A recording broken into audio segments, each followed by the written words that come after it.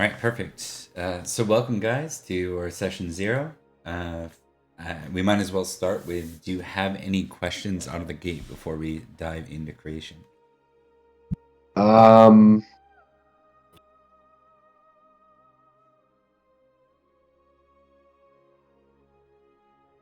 Nothing I can think of at the top of the moment. Okay. So, Do I have one? Oh yeah, sure, go for it. Do I need to change my name? Um, it's up to you. Okay, cool. I won't. I don't care too much. Just so, what would you guys like to be called by me? What's your preference? I go by Bert. Bert. Okay. I play in a lot of different games, so I'm fine with just my character name. Or if you want to just say Zoran, it's fine. Okay. I'll go by character name when that's a thing, but till we have that name, well, Zorant sounds great. Okay. So I'm gonna do some screen sharing today so that I can kind of walk you through the creation process. Even if you've played before, there's like you might note that there's a million different books, and we use some of the additional books for this game. Okay. I'm gonna set you up, Bert, with a sheet. Do that, and Bert's PK.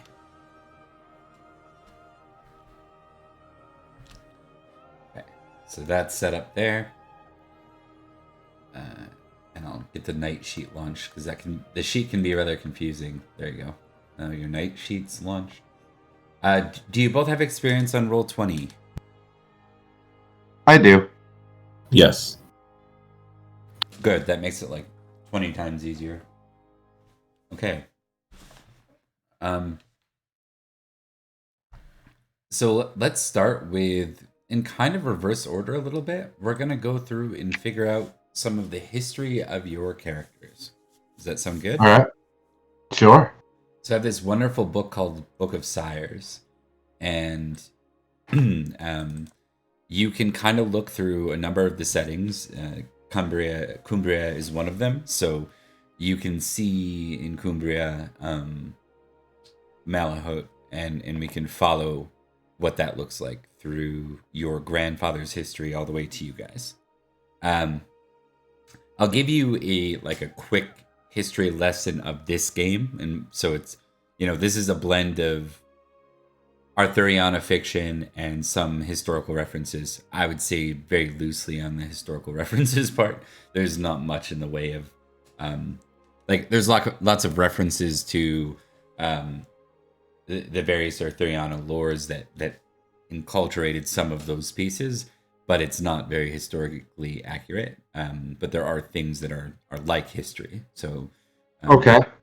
if that's a clear description enough, winging it on that.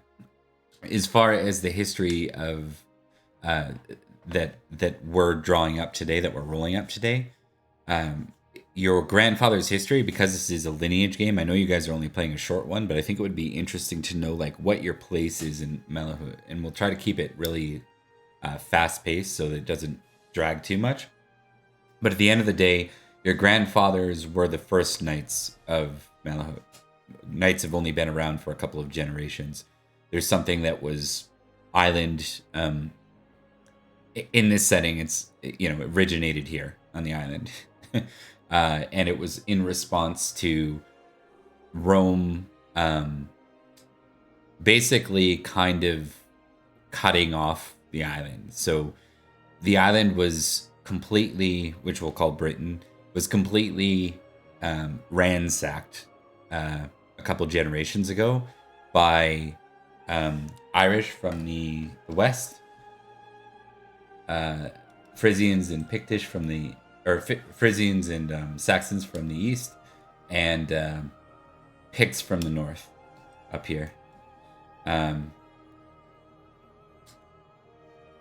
all of that happened, and the various tribes, which are like Celtic tribes, got together. Their esteemed nobles got together and wrote a letter to Rome, or multiple letters to Rome, saying, "Hey, please help us. Please send us support. We're going to be overrun." And Rome, dealing with its own troubles, including a near collapse or a collapse in the future, wrote back and said, look inward for your own defenses." So at that point, the island kind of became its own support. And when they got their new High King, they grabbed a number of the cavalrymen, the trained cavalrymen. From those ranks, they recruited a small select percentage, and those percentage became knights. And your grandfathers were among some of the first knights. Following me so far? So far, so good. All Yep. right. Great. Let's start before I go any further. What are your experiences with Pendragon? Do either of you have any either lore knowledge or just have you participated in games before? I'm a big Arthurian. I'm big into Arthurian legends, King Arthur, Knights of the Round sort of thing. But I've only ever seen Pendragon in its book form. I think I've seen a group at my local game store play it once, but yeah, nobody around here does anything with it. So I have basic generic knowledge of the lore of Arthurian stuff. The game itself, I played up until like the main campaign. I played up until Merlin took us to the Feywild, and then right after that, the game kind of went on hiatus and never came back. So I'm aware of like basic mechanical stuff, but maybe not the further intricacies of the game. And I haven't been able to play it for a couple years since then, so I have to refamiliarize myself with everything. Yeah, for sure. And it's been an ever evolving game, and what I've found is there's a whole bunch of like branch on mechanical systems. Part of why I wanted to run it, my original stream of this was for me to learn how to run this game, because it was so overbearing, and for my players to learn how to play. I think we'll see a very, very good streamline in 6th edition. I think that's one of their core goals, so it's very likely to happen. at least in my area, I don't see it happening, mainly because D&D has got such a chokehold on everything. Oh yeah, that's not going to change. Yeah, I don't think this game will launch into amazing popularity, but it might get a bit of a boost. It's been the last full edition what White Wolf wrote. so it's on version 5.2. I shouldn't say that. They didn't actually write it, they published it. Greg Stafford, the late great Greg Stafford, brilliant game designer, involved all the way back to Call of Cthulhu and such. RuneQuest was one of his early ones. He wrote pretty much every edition, but when 5th edition came out, White Wolf actually had the rights to it. So seeing it launch again under Chaosium for the first time in over a decade with a full edition, right? They've made a 5.1 and a 5.2. Today we're playing 5.2 edition. But seeing a 6th edition come out, we might see a bit of a boost in popularity. I am hoping so. It's a great game. Okay. It's quickly moved into one of my favorites of all time. So Cool. yeah. Okay, let's sorry, any other questions? And if not, we'll dive in.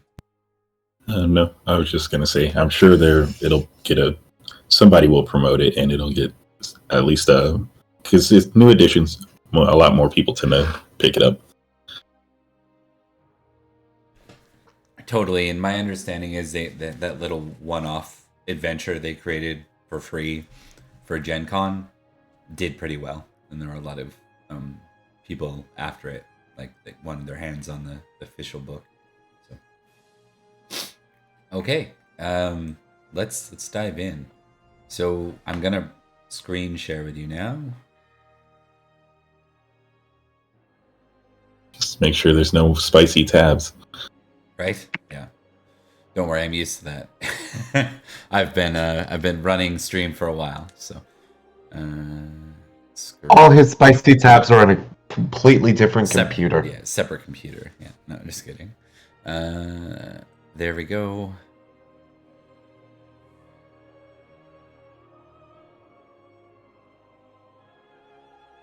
I apologize. This will only be in 720p. I didn't realize they turned. I didn't realize they turned that into a cell only thing as well. That's disappointing. Were we supposed to be seeing the map? Because I see the feast area.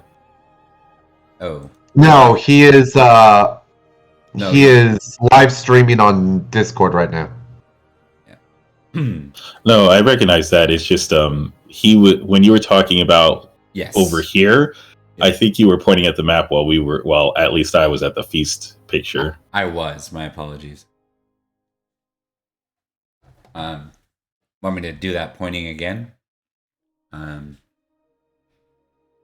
was just alluding to the Irish raiding from the west. The mainland is where the Saxons and Frisians were raiding, and then the Pictish tribes were raiding from the north.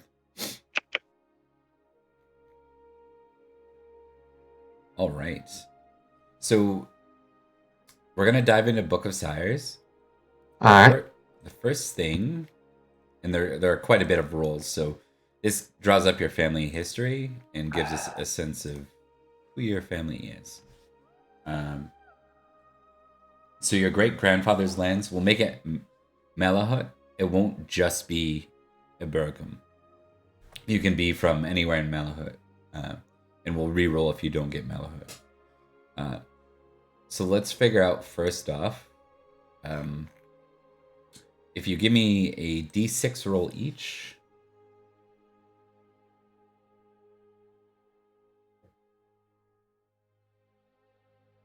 We're gonna look at the your grandmother's like lands where she's from. If we happen to roll the same number, are we related? You could be.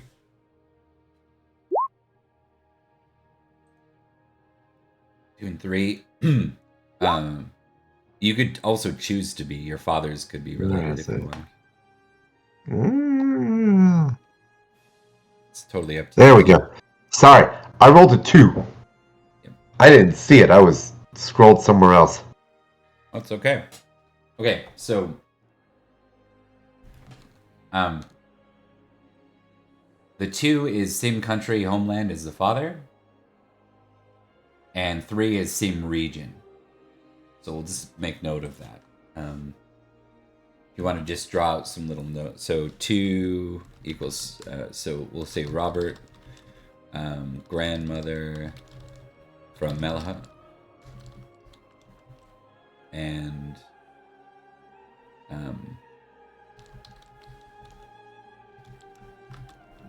as far as grandmother from Cumbria, roll again. So we'll figure that out in a second. Actually, we could do that next. Let me find Cumbria. There we go. Can you give me a d20 roll? Just how do you pronounce the character's name? Isforus? Yeah, you said it right. Isforus. Isforus. Yeah. Yeah. So Isforus, if you want to give us a d20 roll, we'll figure out where in Cumbria your grandmother's from. 7 is she's from Malahaut as well. And she's British Christian.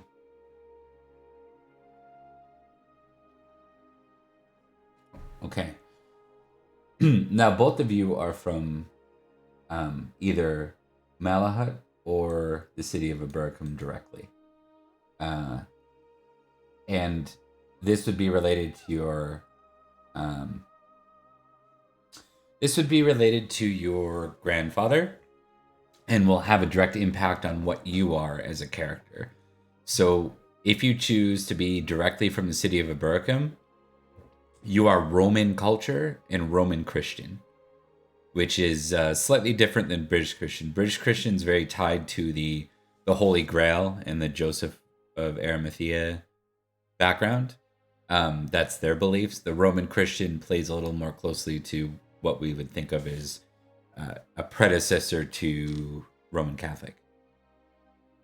So early Roman Christian church. Do you want to be from Eburacum or just the lands around it from Malahaut? I'll be from the lands around. I'll be from it. Okay. So we have, I mean, that makes sense with Isporus. So Robert equals lands around Eburacum. And we have Isporus. Eburacum City. Civitas. Okay. So far, so good. I'm just going to go back and see if there was something related to glory. Yes. Both of you, for your grandfather's sort of starting glory, you're going to roll 4d20. 4d20? Yeah. All right. So 40 20s. Yeah. You can type roll 4d20. Like 52. 57. All right. Okay, that answers that. So those are starting glories, starting grandfather glories. And then we go into both grandfather and the father gain glory when they marry. Let's go ahead and get that out of the way. So that says 5d6 plus 10 times 10. All right. This is a little more actually, it's quite a bit more cumbersome than the quick one. If we were playing a single episode, I would not use this, but because we're playing a short-term campaign, I figured this would be useful background for your characters. So do we need to roll that twice or just once? Just once for now. When we get to your fathers, we'll roll it again. And it was 5d6 plus 10 and then times 10. Yeah. So we have...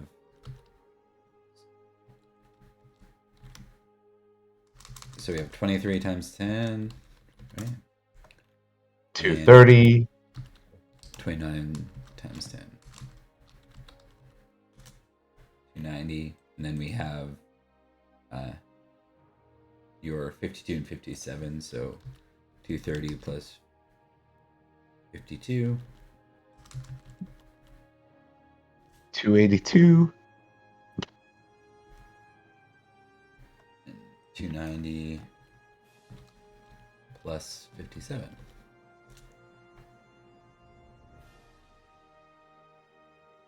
Right. So 282 glory for you, Robert, and then as far as his grandfather has 347. We'll just track that for now. Now we can dive into the Cumbria background. All right.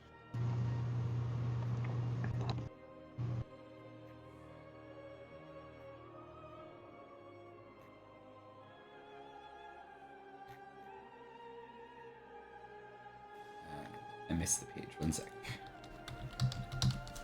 116.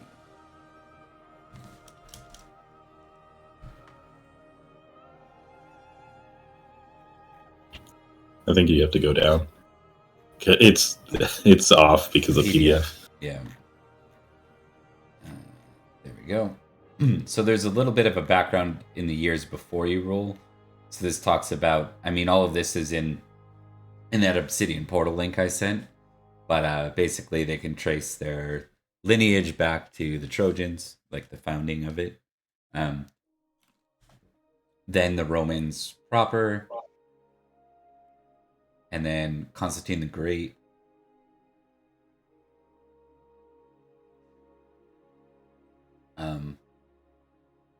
Then after Constantine's death, Octavius is elected. So these are getting to near your grandfather's years.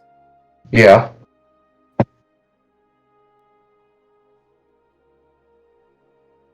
And then these are the ancestral rules we'll do.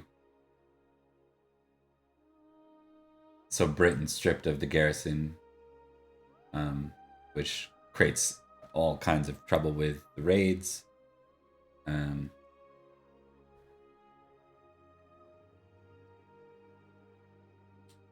So after Constantine dies, oh wait, that's not yet. So Constantine sires his first son, Constans, and then two critical figures for your actual player characters. Constantine's next two children are Aurelius Ambrosius and Uther. Indeed. All right. So now we dive into actually like the years of play, and I'm gonna just copy and paste these just so we have some reference as we roll, so that way it's not just a plug of rolls over and over again. Okay. It'll look ugly, but at least we have a sense of what's rolled where. So High King Constant calls for warriors against the Irish invading the mouth of the River Severn. King More and the Brigantes, which is the tribe you're both from, send only a small fraction of his warriors. Actually, I apologize. I'm going to go back one sec and make sure that the city... I want to see what it says for the tribe for Eburacum proper. I didn't see that. Saxon Shore, Midlands.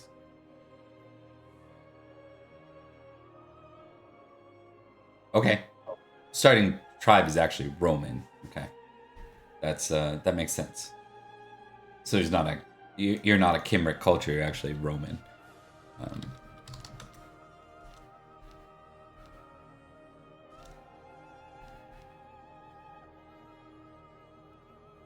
16.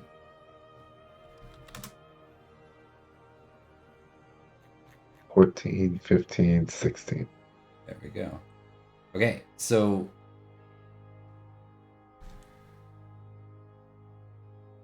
you're not from... So High King Constant calls for warriors against the Irish invading the mouth of the River Severn.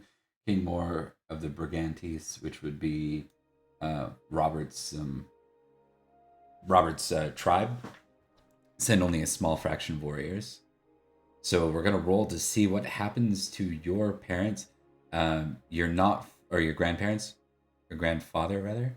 Bettigrain and Rostek is not where you're from. Neither are the Parisi, Nohat, or Cambinet. So it's just a flat D20 roll for both of you. All right. Just a flat D20. As long as we don't get a nat 1, we're good, right? Yeah. Hey! I'm sorry. You just had to say it, didn't you? All right. Interesting. Okay. Right. So when we look at those results, garrison duty for... I will get your name eventually. Esophagus. Esophagus. You're saying it right the first time you say it.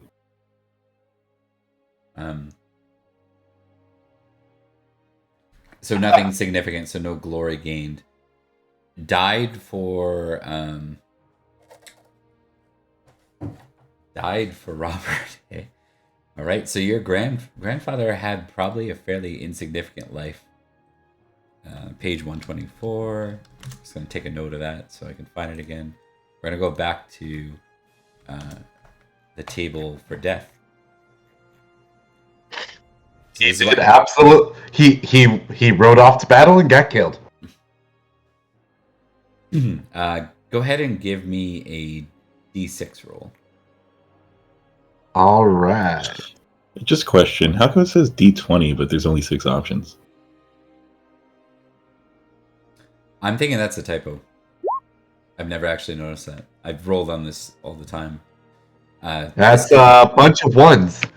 I hate Roll20. In combat by a personal feud. Ooh, that's good. That's fun. We can use that. Family blood feud, anyone? Seems like it's Yep, that sounds just like it. Mm-hmm. Okay. Someone's gonna be mad about that when they grow up. Okay, let's go back to 124. Okay, so just make a note of that. You're off of rolling for a little bit because you have no adult to roll for right now. 439. Died in glorious battle. Family feud. Yeah. And a blood feud, I'm gonna say. Died starting triggering a blood feud. And it's not necessarily. It seems like it was at the very least honorable combat. So. Yep. Oh yeah. Hey, when I watch the Vikings and the Packers play, it's honorable, but I still hate the Packers. Okay. Let's continue on with. We're just gonna have a suffrage roll till we get to the father's era, and that'll be if their father is knighted. Where does it say that? Or grandfather's knighted? Let me just look here. It is.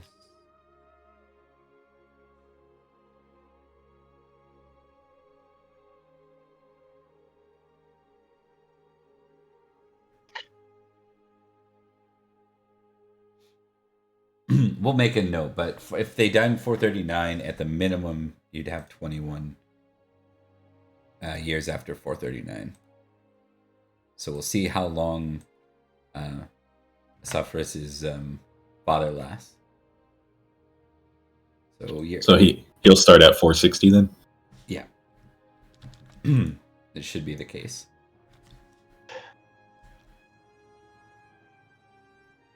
Okay, so year 440. During this year, King Constantine is murdered by one of his own guards, an Atrebates knight. The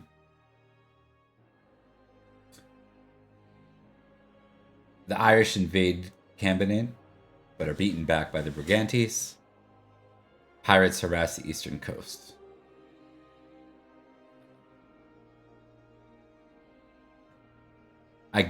I don't know. I guess the city of Eburacum is its own thing on this table.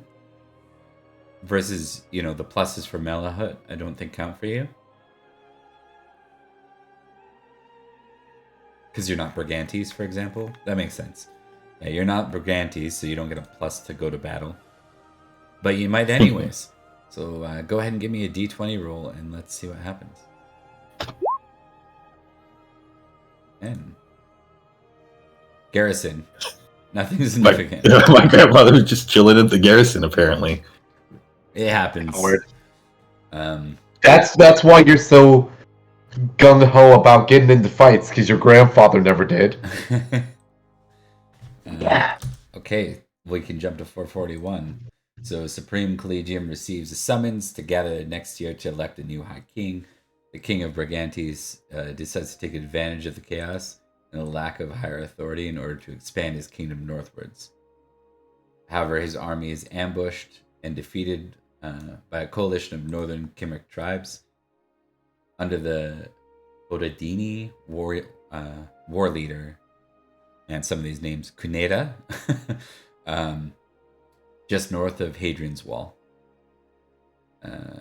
Contextually, Hadrian's Wall, I'm sure you're both probably familiar with Hadrian's Wall, but yeah, it's up here compared to you, just so you know.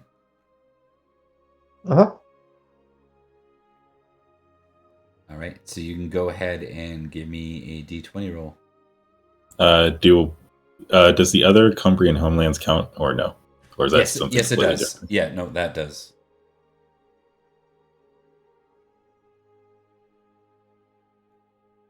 Is that what the +5 was? Yep. Otherwise, I would have got a 6, I believe. I think it's still middle of the road. Oh, it's slightly better than middle of the road. All right, there you go. Fought on the. Hey, he fought. He fought at a battle. Look at that. Woot! Yeah. Good times. Okay. Now we get to see what happens at the Battle of Otterburn. Let's start with whether or not he survived or not. Give me a d20 roll.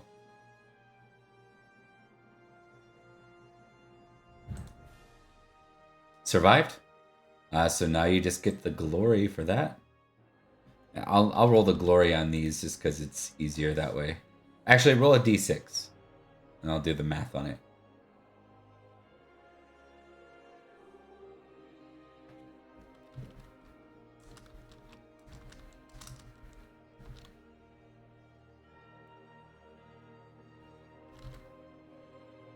Okay, so that's just 30. I don't have to kind of get that out. It's 30. Oh, it's basically half of whatever. 30 times 2 halved, yeah. So. Okay. So 30 glory. So you can add that to your grandfather's glory. Do you have that track so far? I have 377 so far. Okay, perfect. Okay. I'm just seeing if there's how you get a passion. What? It said, is it 441? Oh, wait, never mind. Roll on passion? Yeah, sorry. No, it's okay. I'm just checking to see what the passion, or how you trigger the passion. A lot of the time it's like the roll table tells you if there was a passion or not. But if I remember correctly, passions, if they don't explicitly say, if your father died, you would get a passion of hate, if that makes any sense. Or if your grandfather died, rather.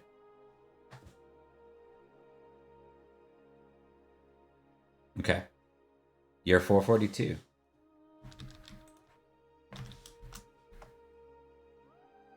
So...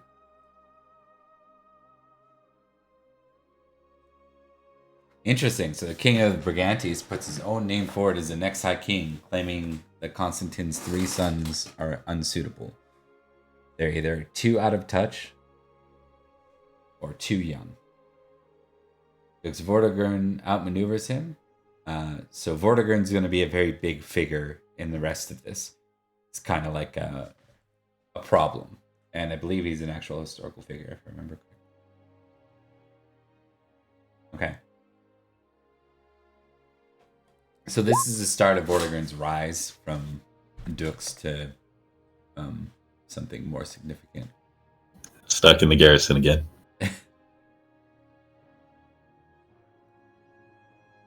Fair enough. Are you 442? I'm not Parsi. Oh, right. So little or no comment. I didn't get far enough down the list. I just saw it died.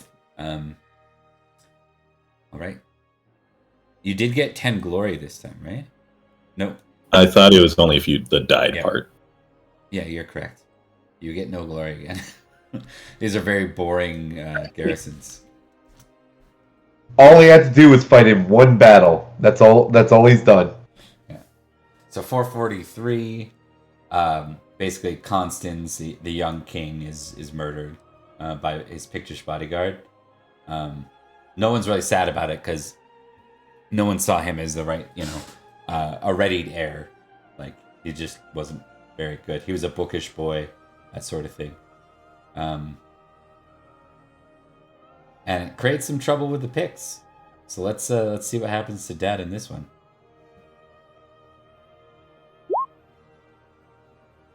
Granddad.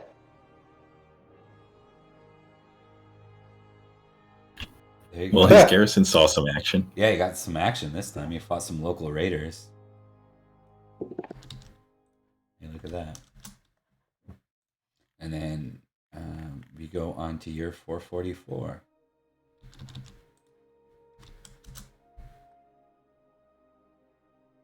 So Picts in the Brigantes invade Logris. Was it 20? Was that 20 glory he gained? Yes. Yeah. Okay. Just making sure. All good.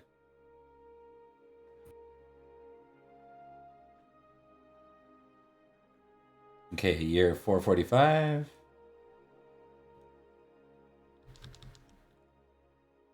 Wait, did we do the roll No. for the 444? No, I don't think so.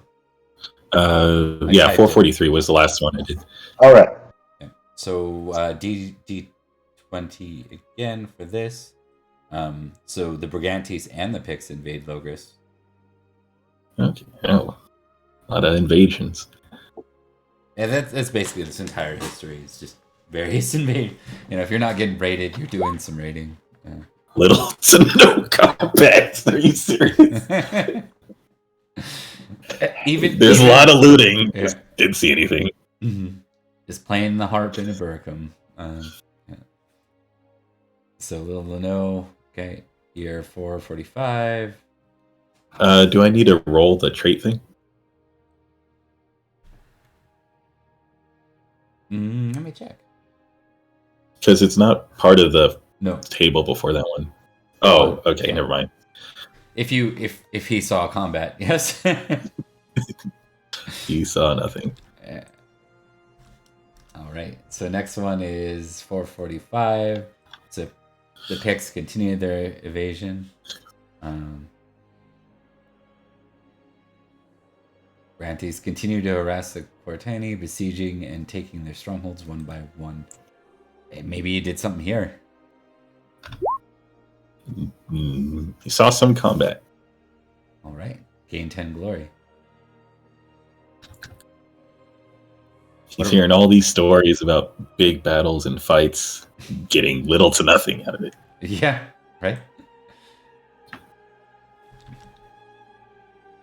446. So King Vortigern realizes that he needs assistance against the furious Picts, and in good Roman fashion hires new barbarians to fight the old barbarians. The Saxon King Hengist and Horsa come from the continent, and they're bands of warriors to join Vortigern's army. So basically, Vortigern is responsible for bringing the Saxons over. I'll get the lions to fight the lions. Yeah. I'll get the lions to fight the tigers. Oh, well, it was almost impossible for me to not get into combat. You fought at the Battle of Lincoln. Okay, let's see how that goes.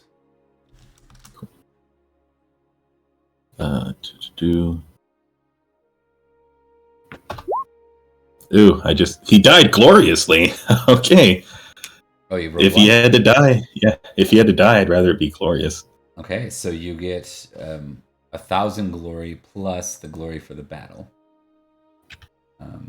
And this doesn't translate exactly to your new knight, so don't get too excited. I know, I get like a quarter or like very little of what he got. Yeah. It's bragging rights, though. Give me a D6 roll. Another one. So 45 divided by 2. Okay. 22. Cool. That's okay. 1,022 is a pretty good number. So probably died early, but maybe first charge. That would make sense. So I think we skip to... Yeah. Let me just see what it says. Can someone remember the page 121 for me? Okay. 121. I'm going to see if it says anything about father.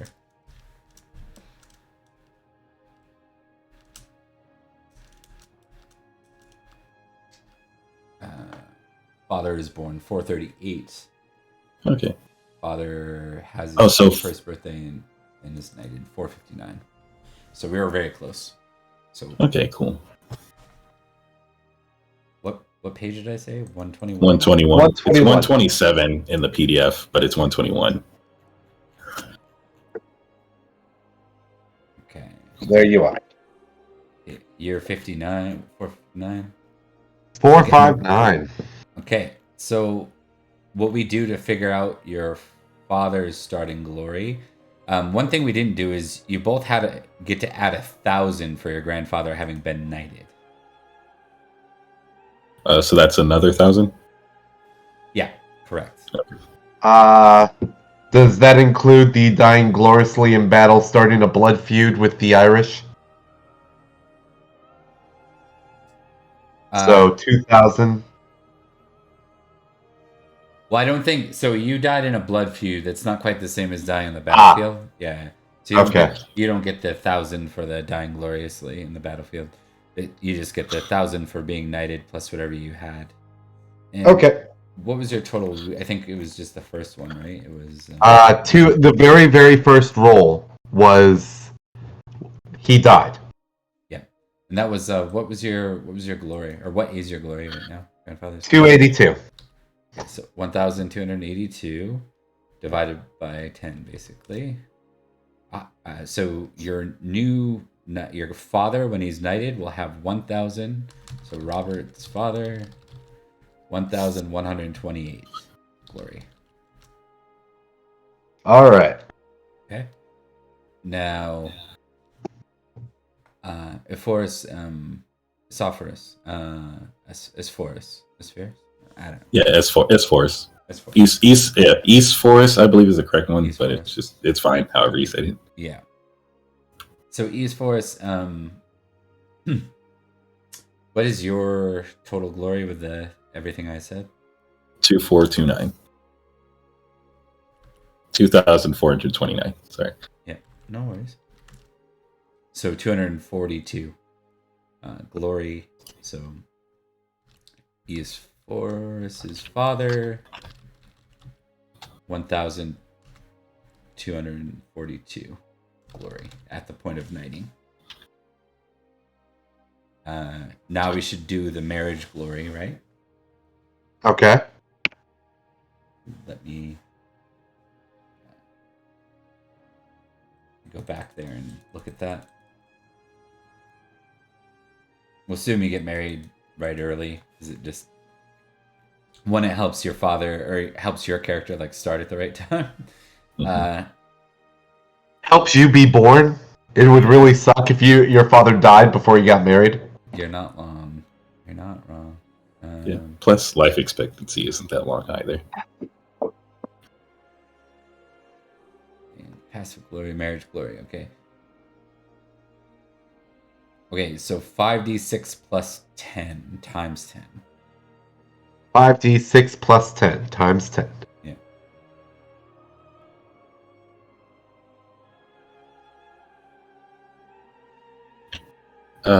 What year did my dad die? Or did my grandpa die? It's like 40. 0 successes? 45, I think. 446. 446. Okay. Whatever. That's 6, 10, 12, 13, 14. I see what I did wrong. That's okay. We can take those numbers. So we can take plus 10 is 24. and then times So 10, right? 240.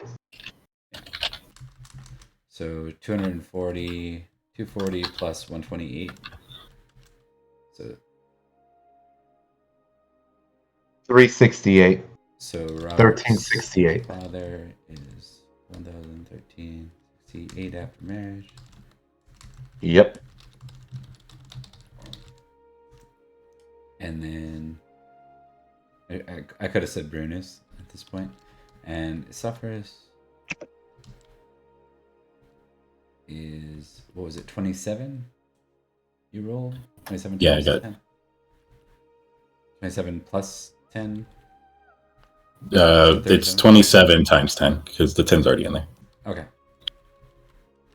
So 270. So 1,242 plus 270. Glory for father after marriage. These logs might come in handy later, so we'll just keep track of them. So 1512. All right. Now let me find that page. 459 is what I said, right? Yep. Okay, let us begin the roles of your fathers. Rumors of the worm reach his ears. He sends knights to investigate. Indeed.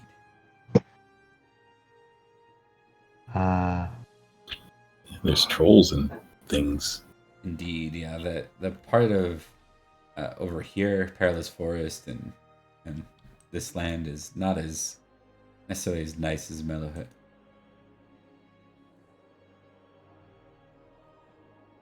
Alright. Okay, so we're going to roll on 459.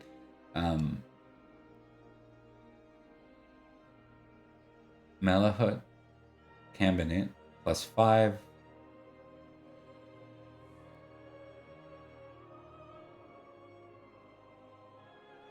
So D20 +5. I'm not sure we get the +5. I think if we're camping it, we do. Ah. Malahaut does, right here. Oh, we do? Malahaut does, yep. Okay.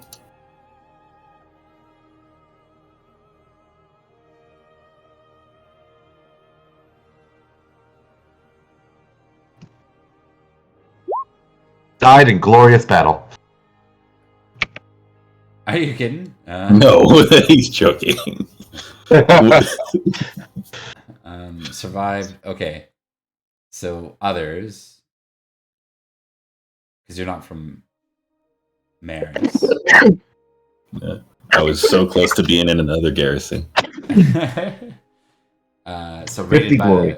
Koratani. No, you're not from Maris. So yeah, 10 glory. and glory.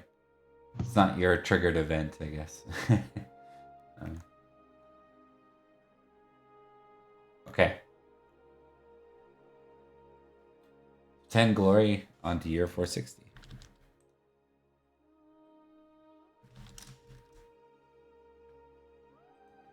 So the King of Malahaut asked for volunteers to hunt for the worm.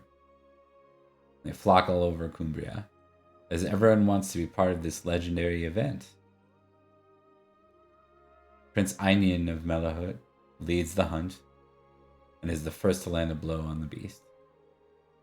While it's not killed by the hunters, it must have been mortally wounded. People assume as it's not seen for years. Okay, so let's see what your situation looks like with Prince Einion. Go ahead and give me a roll. You both. I went on my dad went on the hunt, but you did fight Saxons. I had to fight some Saxons. Varunis, you get 20 glory, and we see what happens to Esophorus's Grant or dad. He Died gloriously. Fighting the beast. He really wanted to fight that worm. Yeah.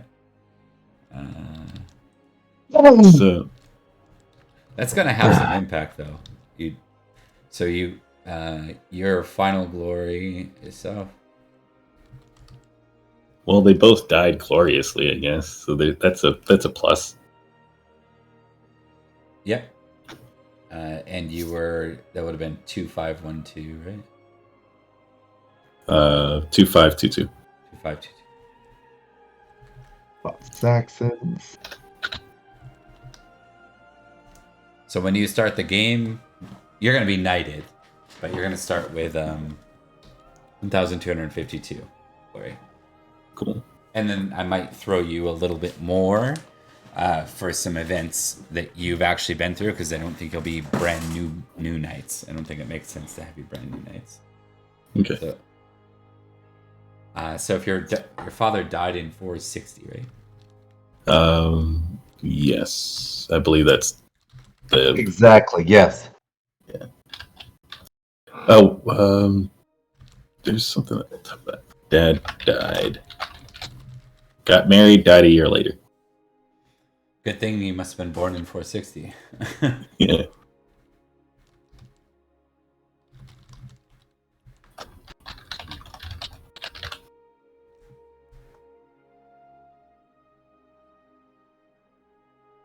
Okay, let's continue on. Does he get that 100 or no? Because he didn't survive. Where's the 100? Right before that table. Hunt for the worm, 100 glory. Roll on the trait, 460. Oh, yeah, you do? Yep. So correction, so that should have been 2622. So 262. Correction. 262 glory 4.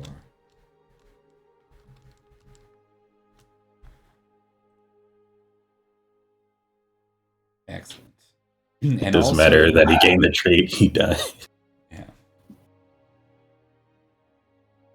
That's true.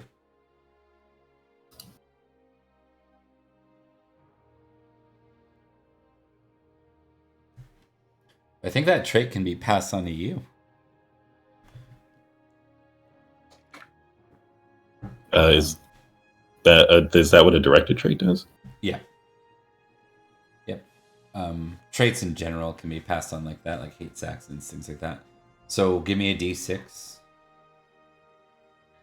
It's very specific to Worm Hunter. So what it means is if you have to be brave in front of a worm, no problem for you.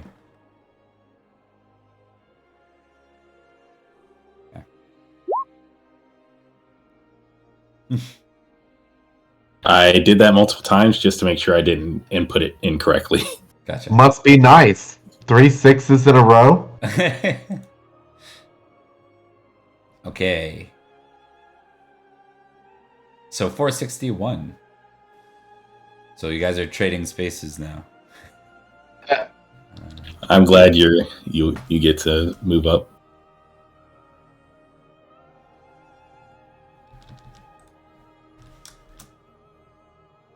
Okay, so Vortimer is Vortigern's son, and he's actually launching a rebellion against Vortigern. So basically, there were a whole bunch of dissidents, and then a lot of those dissidents turned into rebels when Vortimer decided to overthrow his father.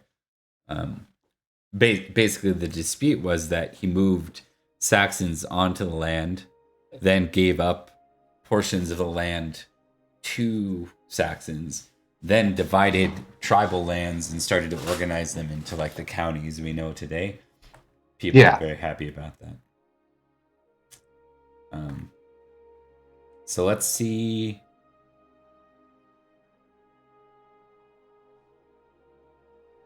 So we have to. This is like a choice, I believe. So all right. Are you involved in the rebellion? Are you dissident? Or are you a loyalist or neutral?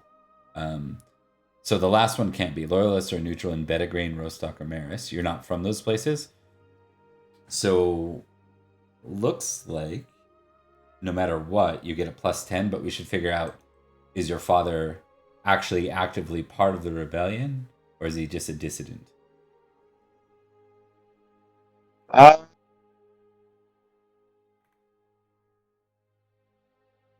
He's just a dissident.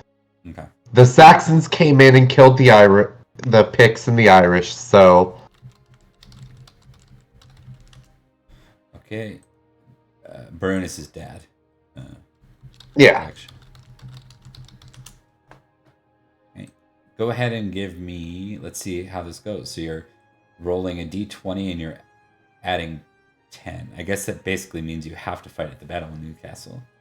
There is no roll here. Actually, there is a roll because you could get a natural 1 and die. So, Again. Yeah. Hopefully you're chilling at the garrison.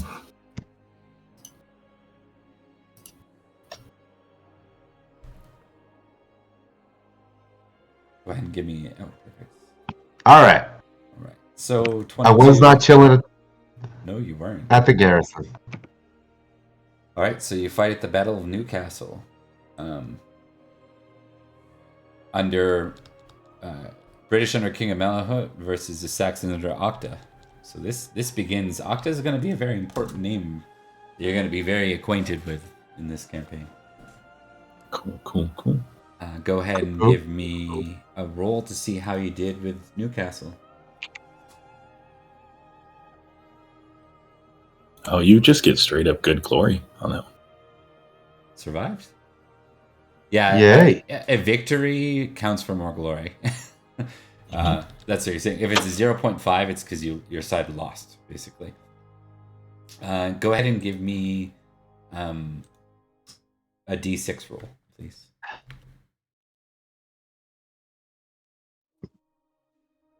2. 15 times 2 times 2. 60 glory. Cool. What's that put you at for total glory right now? It's All right.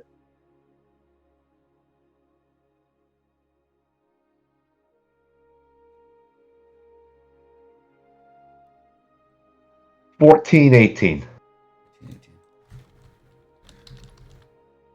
Glory for Brunus's son or father. Perfect. And then we go on to 462.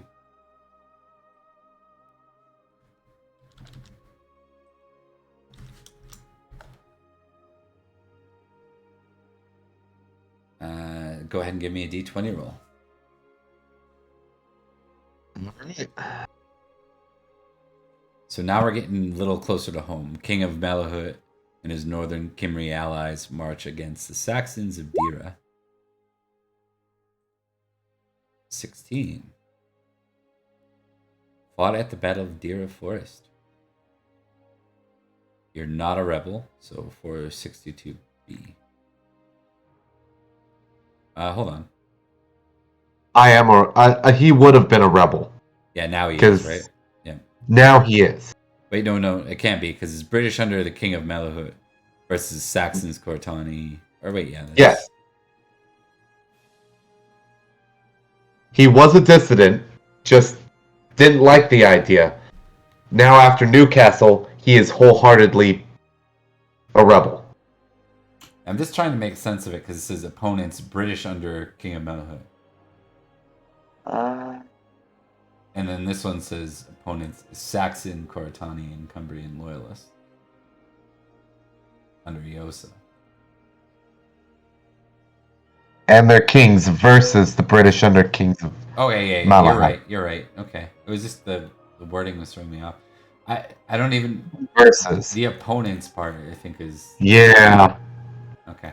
No, that makes sense. Go ahead and give me a d20 roll. See how you did. The Battle of Dira Forest. You automatically get like a pretty decent. Did I die? No. Nope, I survived. All right, and there's no bonus though, right? So, if a rebel from Bedegrain, Rostock, or Maris, which you're not, so that part's fine.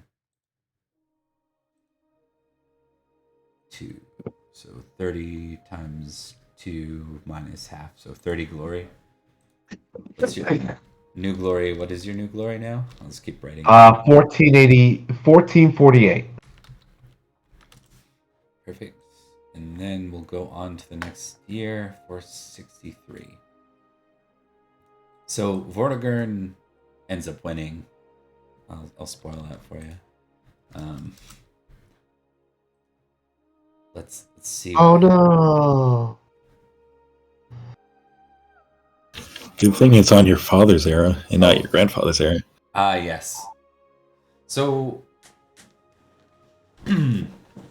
it's possible that he doesn't die, right? Because it's your father's era. He'd have to roll a 1 for his dad to die. Oh yeah. Yeah. Fathers, as a result of this Saxon, gain passion, hate non-Baroque Saxons 3d6.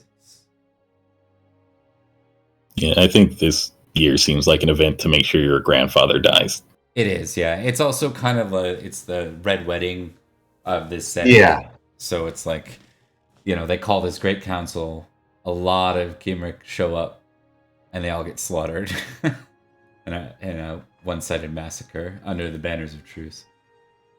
So it's not sold well. Go ahead and give me a 3d6 roll. You're going to gain a passion. 8 Saxons.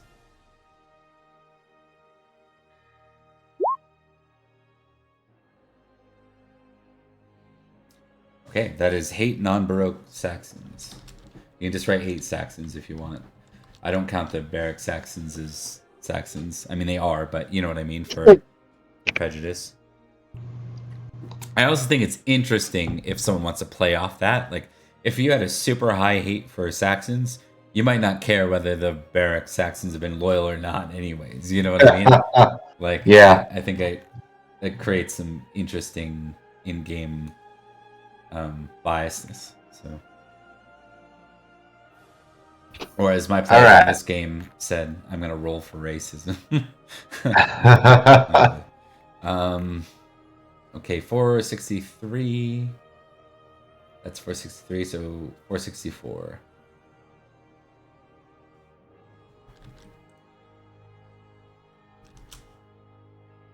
So this is starting to move into the age of King Aurelius Ambrosius being back. Let's see. You're going to get a plus... Oh, see, there's finally an Eburacum roll that you can't roll.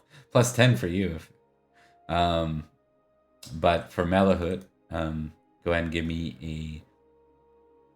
You're going to make a d20 roll, please, and add plus 5.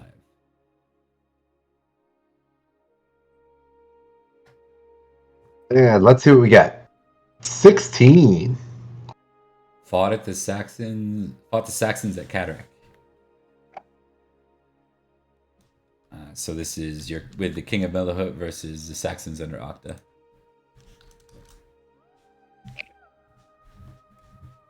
And you're gonna roll a d6. No, I haven't seen one of you guys roll like a d6 and get a 5 or a 6. Like it's always 2s or 1s. Just for the apparently fighting dragons. That's the only one. Exactly. Yeah, I just mean on the battle glory ones. Yeah. So that is 30 glory for you. Does that mean your new glory is what now?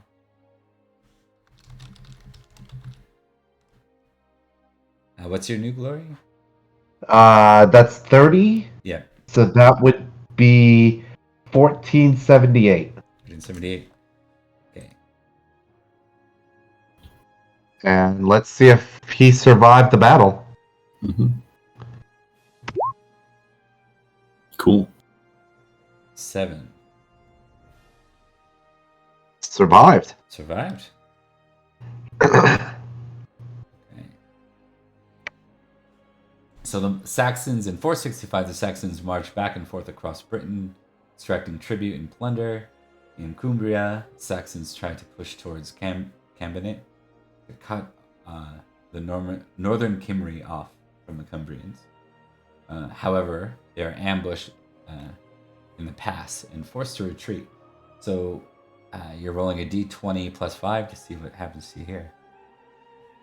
All right. Pretty much nothing but glory gaining. Mm-hmm.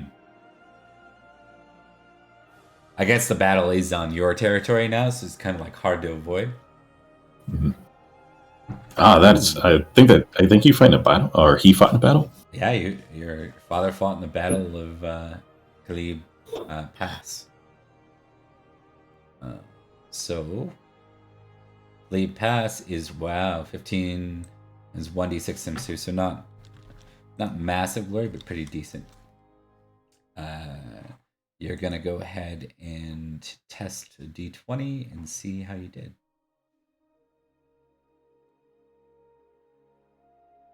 All right. And Survived. then slash. Oh wait, that was that's the 90, glory. Right? That's 90 glory. It's a pretty good chunk of glory. You did pretty well. Mm-hmm. Let's see if he survived. D20 8. Survived.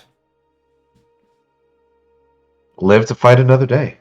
And that was 90 glory? Yep. Indeed. Okay, so this one's a big year. 90 glory, so just up your 1478 plus 90. That's 1568. Perfect.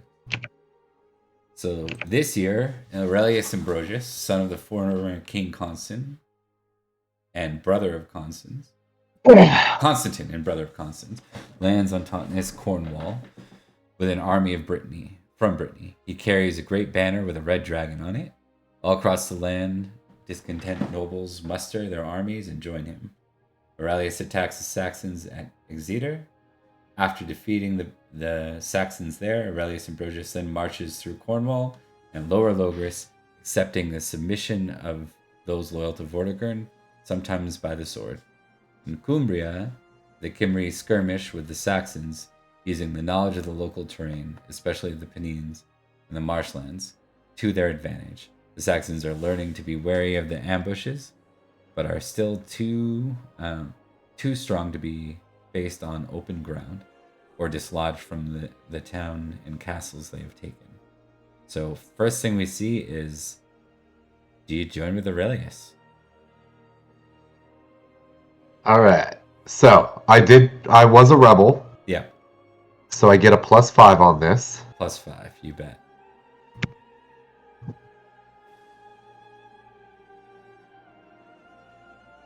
Okay. 14. Did not join the movement, stayed at home to follow your liege. Stayed home. Yeah. It makes sense, Aurelius is doing the fighting in the south, right? Yeah. You guys have your own trouble in the home front. Those who did not join the march, give me a d20 roll. See what happens to you this year. Not Mars, so just a regular d20. Yeah.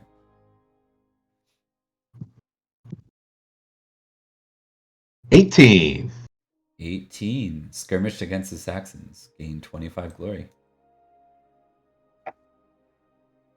What's your new glory? I'll write it again.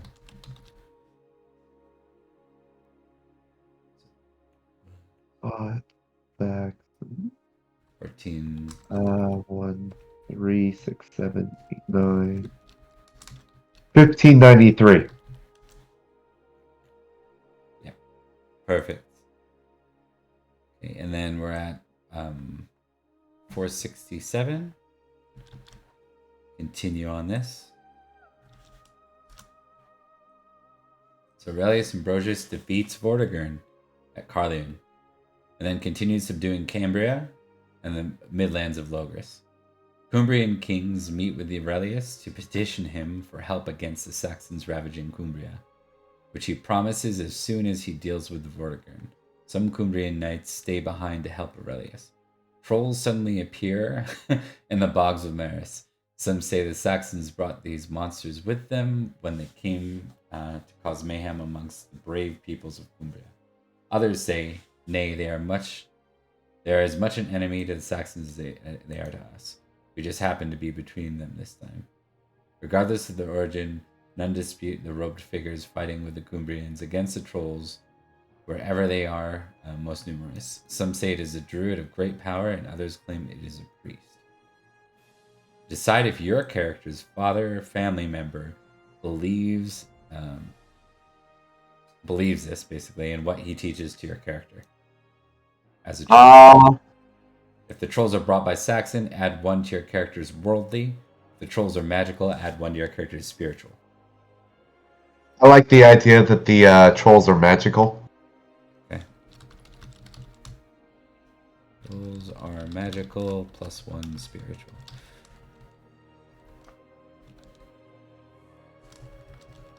I can type, I swear. 468. Or wait, 467, there's still an event. Go ahead and roll for 467 to see what happens. I don't see any bonuses. Nope. 18. Oh, you almost fought trolls. Same as events 3-6.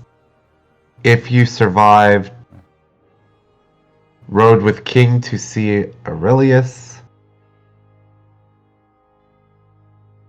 Okay. I'm not following this one. This one's interesting. Same as the event. Roll 316. Oh, okay. So 3 to 316. Okay, so same as the event, roll in 316. So I think you do gain the 25 glory. Mm-hmm. All right. Good thing you're not Maris. Yeah. If you survive, which you did, you rode with your king to see Aurelius in Cheshire. to ask for aid against the Saxons. He replies that he needs to concentrate first on Vortigern. Decide if your father chose to fight for Aurelius. If so, gain 25 glory and join the March of Aurelius. Or go to that chapter. So we would move off of Cumbria and move on to the March of Aurelius for 460. You know what? I think he would have. Okay. So you left our lands? Yes. Father left lands. Got it. Let me just find the March here. Aurelius 239, so 244. Close. There we go. And it was gain another 25 and move on to the March of other Aurelius. Yeah. March of Aurelius. And that was for 468, I believe, right? 467. One second. Let's find out. I'm going to go back in the book and confirm. Yeah, it was 469, I think. 467. Oh, sorry. Cool. So now it's year 468. We are now in year 468.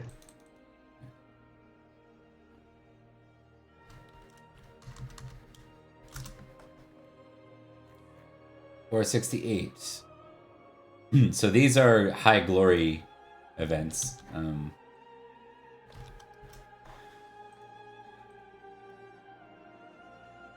So first thing, like the key notes here, is that he goes and takes down Vortigern, besieges him at the Mount Snowdon, called the Battle of Ganaru.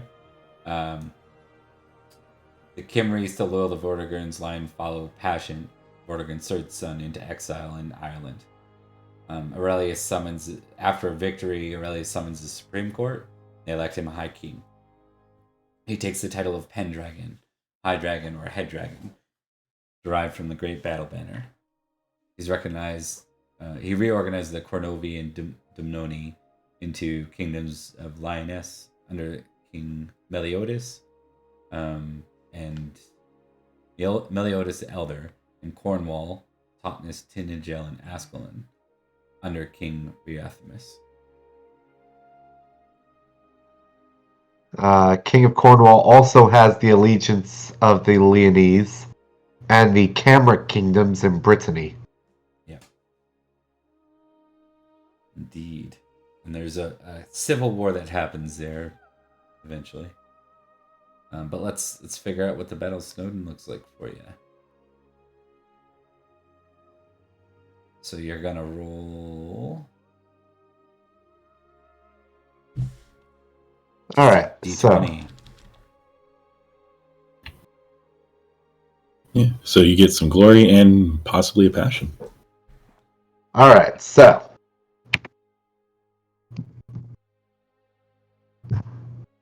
4. Survived. Yay. Give me a D3.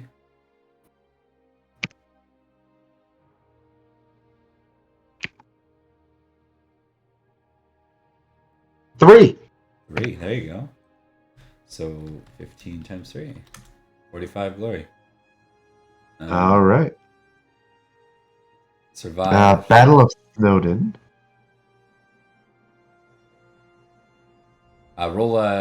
You're gonna roll a D20 for passion as well.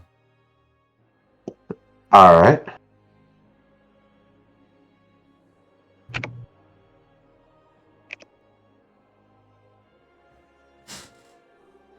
If you roll well, you'll be afraid of fire. I rolled a 12. Just avoided it. Just avoided the fear of fire. Okay. That's 8. 1688 so far. Mm-hmm.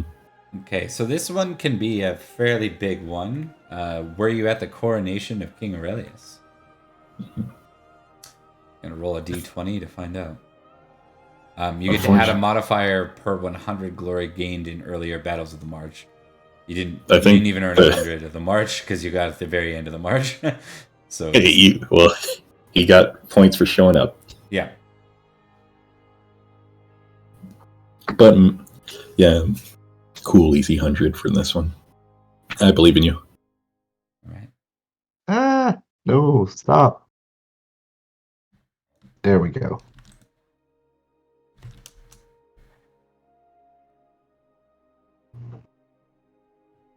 Notable deed. Did not do any notable deeds. Again, 8. Probably wasn't there. Yeah, not present at the coronation. All right. So that brings us into the year 469.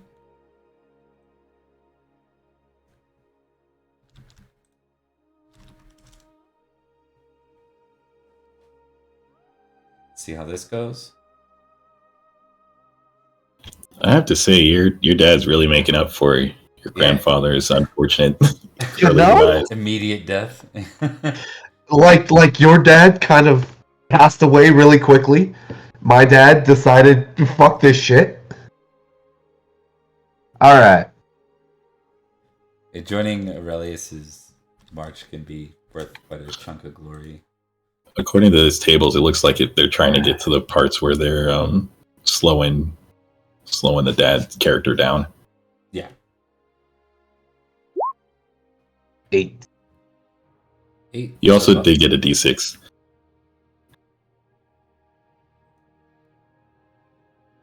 Yeah, you can roll a D6 for your glory.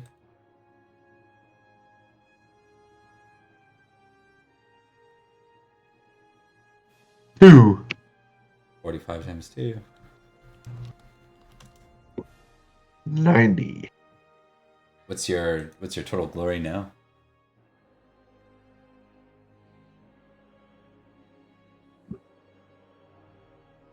$1,778. All right. I'm just gonna pause this for 1 sec and step away for a sec. I'll be right back. I think this one might have you go home because he's too wounded. Unless like there's a thing where he gets healed up and then gets to come back.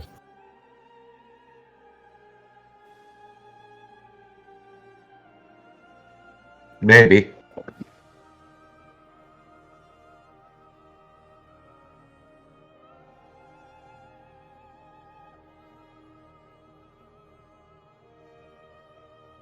I wonder what it'd be like if someone was just rolling 20 after 20 on these rolls.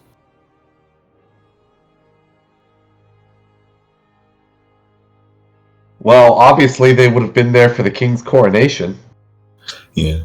Because every time 20 is rolled, that's a distinction. That's like a great deed. Mm-hmm. Or a notable deed. I'd like to think it'd be funny if somebody was rolling their family history and just kept getting 20s for their dads and grandfathers. And like, wait a minute, why isn't this guy king? You apparently had an amazing life. Well, no, it's because he kept following the right people at the right time. All right, I'm back. Sorry about that. What did I miss? All right, what was the name of that battle? Battle of... Was that the... It was up. Well, or I believe... Mesa Belli. Mesa Belli? Yeah. And does it skip further down, or does his dad just kind of go home? I think his dad stops the march at that point because he's too wounded to continue. Too wounded to continue. Mm-hmm. So he doesn't roll on Conisborough, right? But you are left with a farewell gift, +1 per 100 glory gained during the march. You gained at least 100 glory now, right? I believe you gained under 200. Definitely under 200 because you've only had 2 rolls on it. You rolled a 45 and a 90, so you get a +1 to this. Yes. So go ahead. No notable deeds. Does he get a gift? I thought that was for if you rolled a 20 on the previous battle. Oh, okay. 1 sec. It's possible I missed that. Yeah.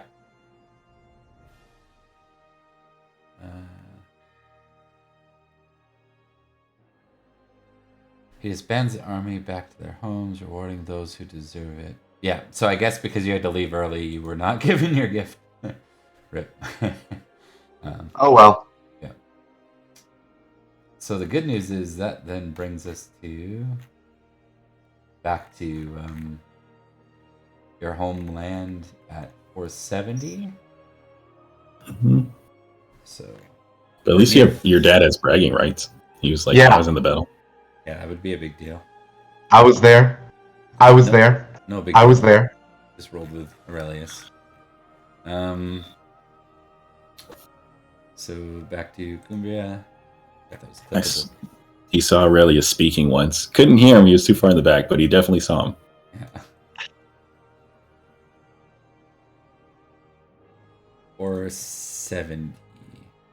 Okay. Cumbria. So Prince Uther and Merlin, the magician, take an army to Ireland to recover some sacred rocks. This is the rocks that end up in Stonehenge? Yep. Sorry, I was thinking about those rocks that like a group of, I think they were like college students, stole from somewhere. Oof. Okay, so you get to roll now, and you get to add a +5. Those are from Malahaut. All right. Cool. 14. Help get the sacred stones. Roll on Battle of the Sacred Stones. So you went with Uther and Merlin, or your father did. Yep. And those end up being where King Aurelius is buried later. So, cool. So go ahead and give me a D3 roll, and then you can check your survival after that. 1. Oh, I was really afraid that was your D20 roll, which I'm really glad it wasn't. 6. Survived. Your character's a survivor, that's for sure. Dad's a survivor because his dad got killed way too quickly.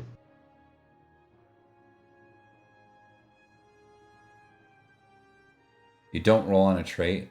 It says it down here as a specialty. So all right, survivor, and you got that glory. So just keep tracking your glory here, so you don't want to end up too far behind, in my experience. Yeah, your dad at least got to see you grow up. Okay, 471.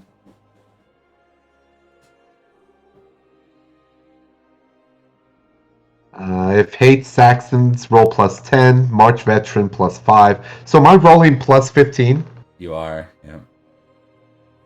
Oh, you have hate? Oh, I guess we all technically have. Or no, he has hate Saxons, right? He has. I have. His father hate kind of Saxons. lived through. I would support you getting it, though. You know, we'll probably give you a 3d6 roll anyways, but he got it because his father had it, kind of thing. Okay. So you're definitely fighting with Uther. Yeah. So Yeah, my father got it a while back. Hate Saxons. Well, I guess fought Saxons. I guess Stayed not for home, sure. fought Saxons. You do need to roll because you could end up raiding the Saxons or dying naturally. Not naturally, but dying of something less. All right. So 1d20 plus 15. 26. You are most certainly fighting under Prince Uther against the Saxons. Gain 50 glory in the fighting. There's no like full-on battle roll. That one's just you gain 50 glory. What's your new glory? 1888. We're getting close to present year. Indeed. These events will mean a lot more to you now because these are things that you're living through.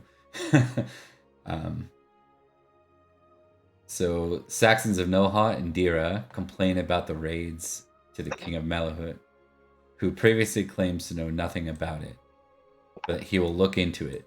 Meanwhile, the business as normal, with Cumbria raiding the Saxons or fighting alongside Prince Uther against the Saxons of Kent. This naturally causes the northern Saxons to grumble even more. So You get another plus Didn't 15. we just do this one? No, that you get. This is the second one where you get plus 15. That Wow. that hate for Saxons in Veteran March really came in handy.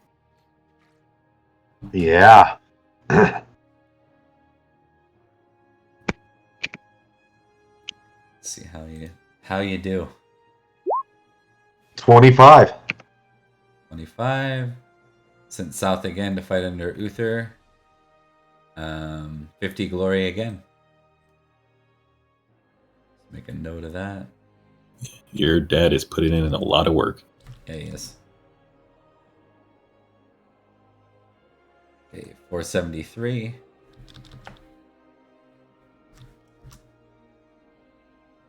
News comes of a great Saxon army gathering in Kent.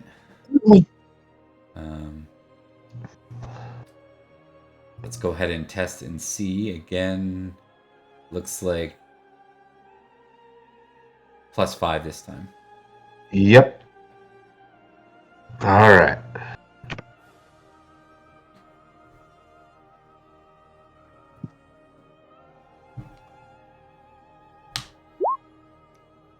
Nice. 25. I really wish that would have been one of the ones where you got the extra gifts and stuff. Yeah, right. Fought at the Battle of Windsor. Fighting under versus the Saxons in our ace.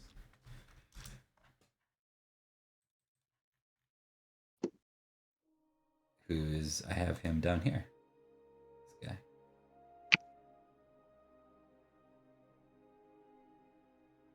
All right. So you're going to go ahead and roll a d6 to see how you do.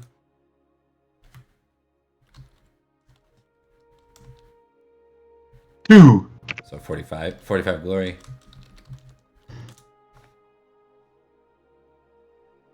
Want to just make a note of that, and then let's see if you survive. All right.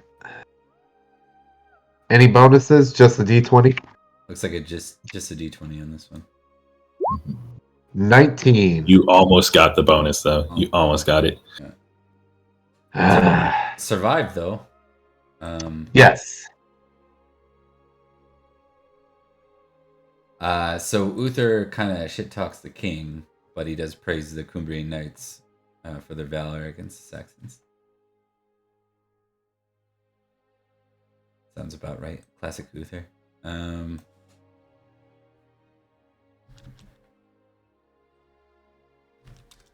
Okay, so now we move into 474. The Saxons of Kent roam and pillage Logres. Saxons of Dira and Nohaut, which kind of you folks haven't really been encountering them recently. Octa and Yosa's crews are up there ready to fight.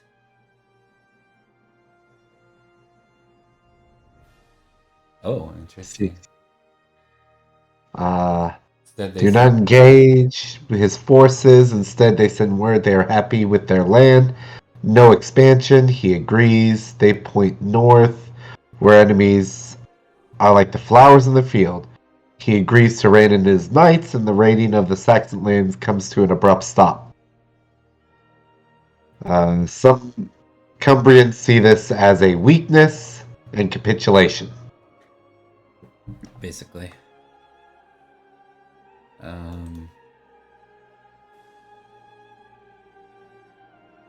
Cambrians and the Irish become bolder and start raiding Logres and Cumbria again. The Irish under King Guillemanius, which is where Vortigern's son Pascient ran off to, land in Cabinet and raid the countryside before the army of Malahaut has time to arrive.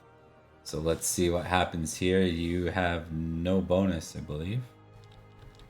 No bonus, no minus. Yeah. All right. That's just a straight 20.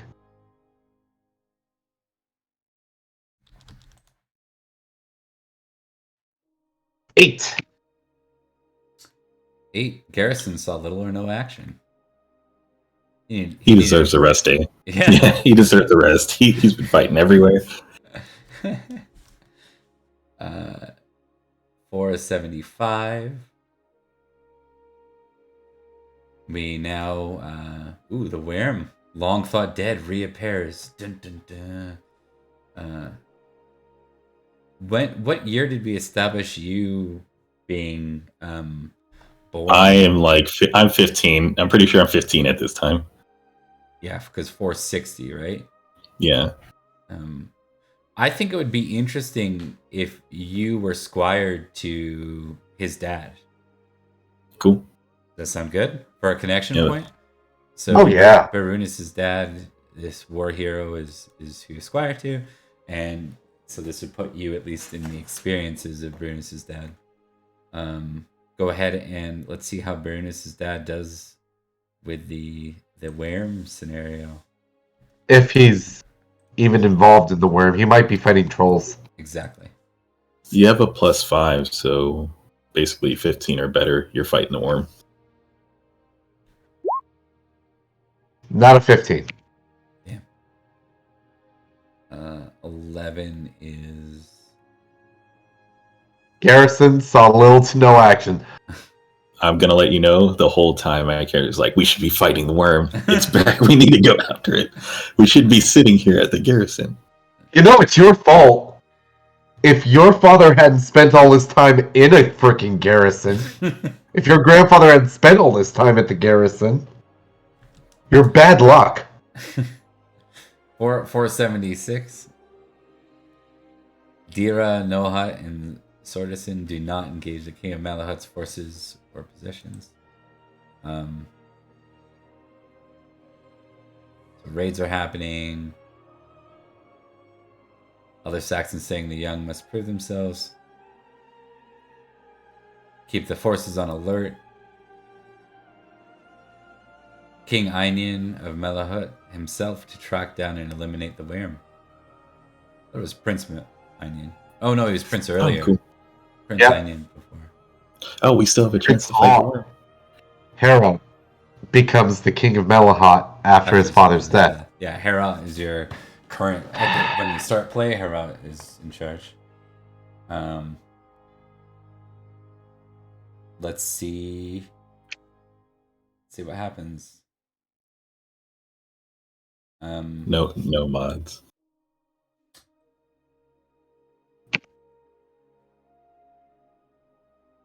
Yeah, I guess my family is cursed to be stuck on garrison duty. Garrison duty, no action.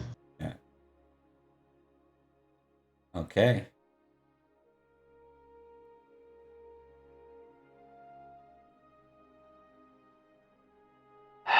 You know what I'm gonna do? I'm gonna make one. I mean, this is a short campaign, anyways. I think I'm gonna make one call, and I think I'm going to have you.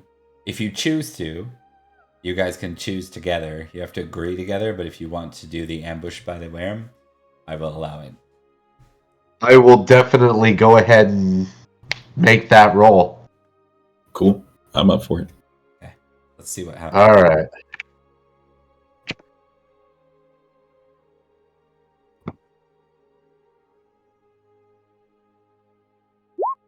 $16. Did I die? Survived. He survived fighting the worm. Yep. 100 glory. Roll on trait. So you get to roll to see if you have a trait.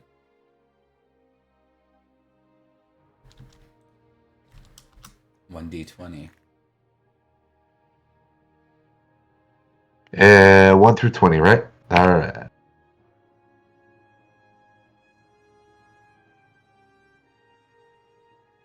$8. No trait gained. It's better than having a cowardly against worms. This is one of the ones where it's better either lower or 19 to 20. I'd see that. Probably be pretty worrisome. Some PTSD moments. Year 477. Another Saxon king, King Heraut, lands in Sussex, in southern Britain, where a large army takes over the area. Many of the peasants flee. King Ele renames the land South Siax. So I will show you that. It's down here. And this is my King Ele.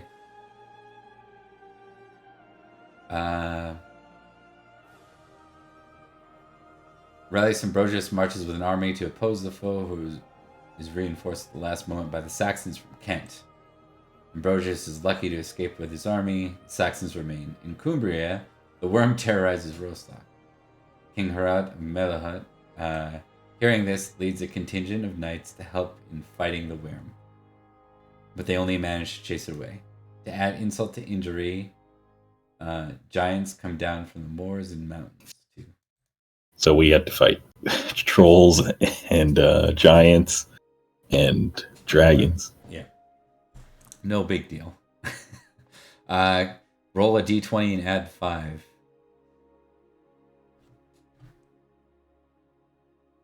$20. Cool. 20. I think that's a worm. Fought the worm. Roll a d20. I fought the worm. Another 100 glory. 100 glory. 19. Okay. Survived. Cool. Almost struck a mortal wound to the beast. So close. So 477. Yeah, make sure you note 100 more glory. Yep. And then no trait, I don't think. He does. It's if he gets valorous or not. Oh. I guess yeah, you do roll. Yeah. If he rolled a 20, he'd automatically get it. All right. See if you get valorous against the worm. Valorous worm hunter. You do. Apparently, I do. You're both gonna have it coming into this. Roll a d6. Let's see what yours is at.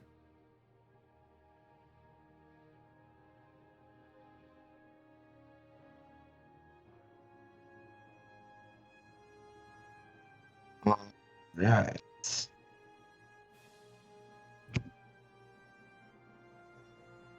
3. So you have a directed trait of valorous worm hunter.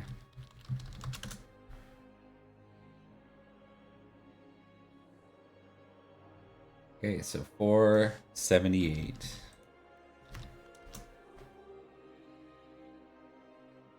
Now we're getting into almost the year, the end of Ambrosius.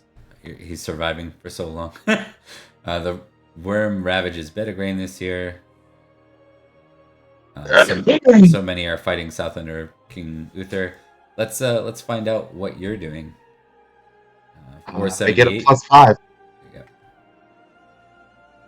So.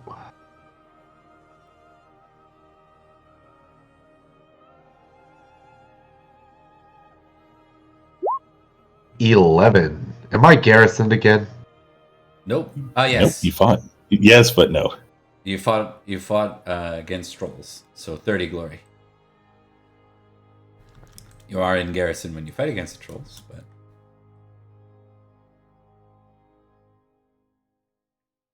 all right. So 479.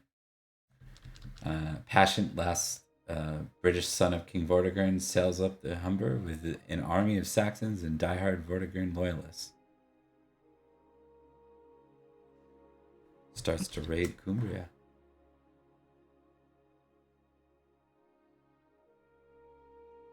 Okay, so you're gonna roll this time with no bonus. Alright. No bonus. No bonus. 17.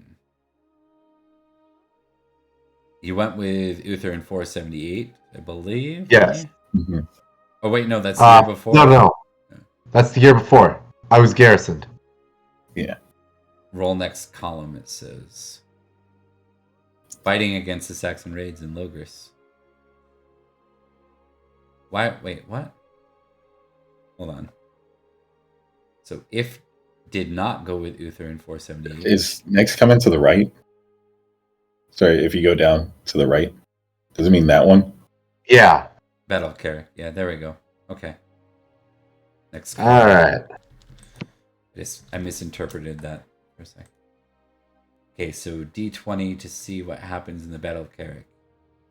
I'm still confused why he ended up, if he didn't go with Uther, why is he down fighting in I got a 2. Logris? Where is he? This is where he went. He finally went. Oh, died in battle. Gain hate Saxon's passion 2d6 plus 6. Why don't you roll that and we'll see if it ends up worse than the one you had before.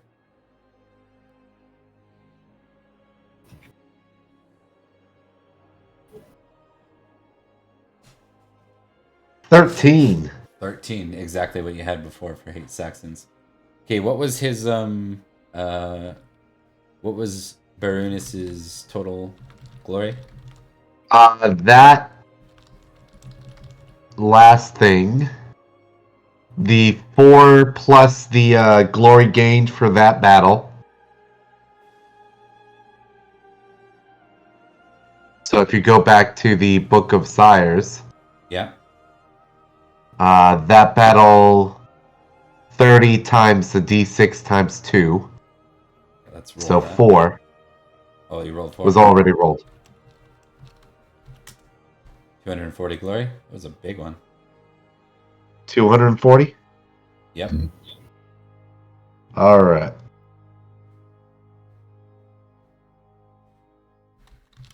Alright, then I am sitting at 2,463. Awesome. Okay, so 1, 2, 3, 1. So 1231. Perfect. So 1231 is where I start mine, right? Oh wait, I divided that by 2. That's not what it should have been. Should have been divided by 10. 246. So you when your character is knighted, he's at 1,246. Okay. Cool. Okay, so now we can kind of get out of these years a little bit, but we're still gonna do some things once you're both knighted, which will be year 481. So here's what you need to know about 480. The good news is I ran through these years in my campaign, so I know what happens, at least in Logris. So without having to refer to something, so there's the Battle of Salisbury. King Aurelius Ambrosius is poisoned just before it and dies against the Saxons. Meanwhile, Uther is up in Estragales fighting the Irish and King Pascient. King Pascient, who is Vortigern's son, the one that you had just kind of rolled against, he is slain by Uther's army. Uther is then elected King of Logris, or not elected. He is established as the King of Logris in the year 480. And that's done at the Giant Stance in Salisbury, which is Stonehenge. But the High Council does not elect him High King, or the what are they called? The Supreme Collegium does not elect him High King. So he's King of Logris, but just Logris. From there, you guys might get into some events.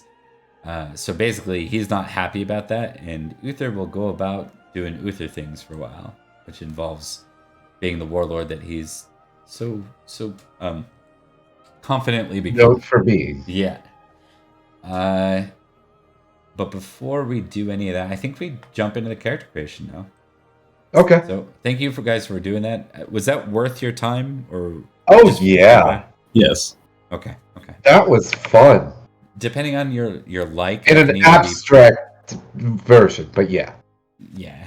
It can either be something someone likes, or it can be too much paperwork. This game doesn't do both well. Like, if you wanted, you could make it a very paperwork heavy game.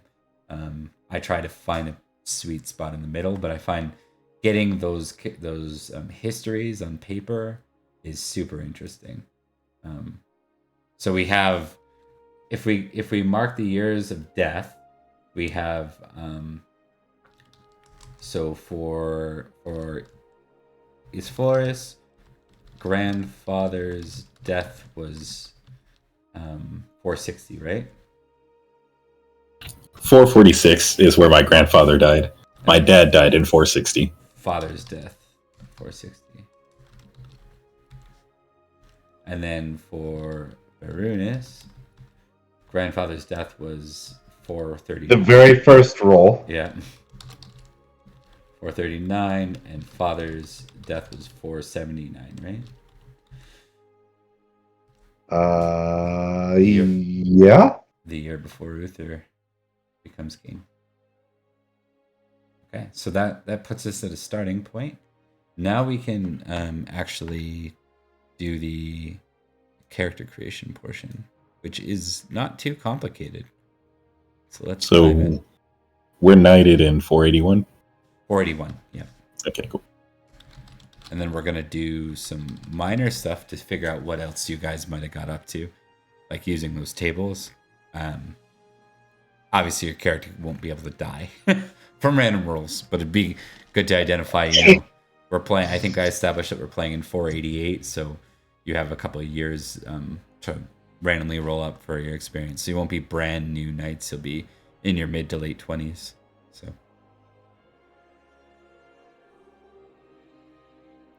Okay, so if we look at the character creation process, do you want me to screen share? Is that still helpful? Sure. Because you're going to be opening up your own sheet, so maybe it won't be too helpful.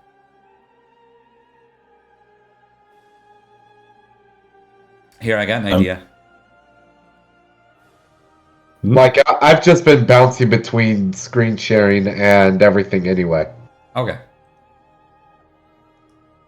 I could literally just copy the pages out onto Roll20 if that was helpful. Now, let's just see what we can get through. So some of these things you guys already have figured out, which is great. So you got your characters' names, yes? You have... so you can punch in your character's name on the sheet. Yep. We have to come up... So for Homeland, Culture, Religion, it's Malahaut, Cymric, and British Christian for Barunis, and it's Roman Christian, and Eburacum, city of Eburacum, for Isofris. Isforis. I just need that phonetically identified somewhere, so I need that right. Isforis. By our first session, I won't be stumbling all over that. That's all good.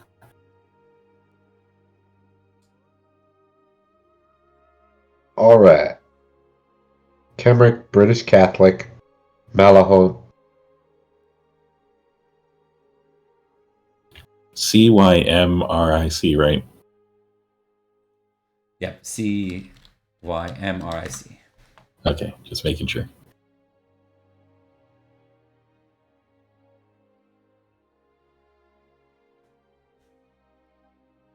So, I'm gonna create family lines for you too on Family Echo. I'll show you on screen share here. So, there. Did I get that right for pronunciation? Baruna.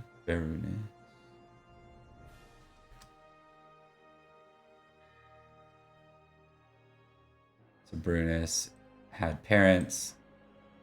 Do you know what Brunus? Do you know what your father's name was? Let's... Do you want me to roll a random Cymric name and see if you like it? Might as well. Okay.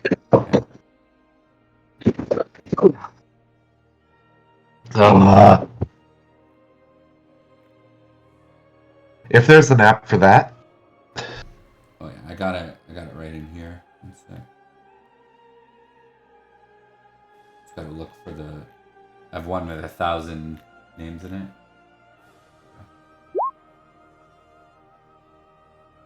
But that's not Great. Let's see if we can get it. I'll give you 5 to choose from.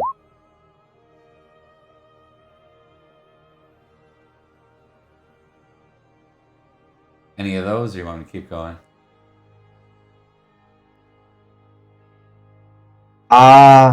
Mervin? Mervin? Okay. Sir Mervin.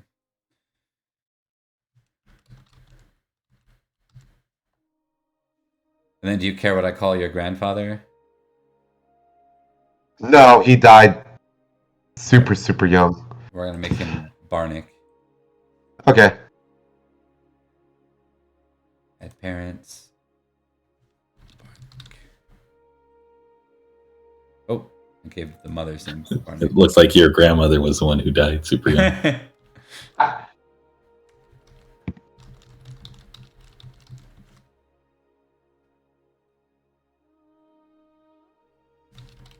Barnick. What was this? 439. 439 and 479. Yep. Was born in 440. This guy, Marvin was, and he died in 479. All right. And that's Berenice. Okay. Go there. Come back out. Rename it to Berenice. Rename it later. And then create and import a new family.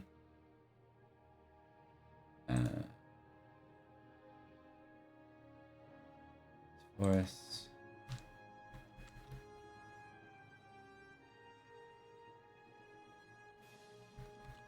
Did I get that right? Yep. Okay. He was born in 460. Has parents. Do you know what Isforce's dad's name would have been? Yes. It is right there.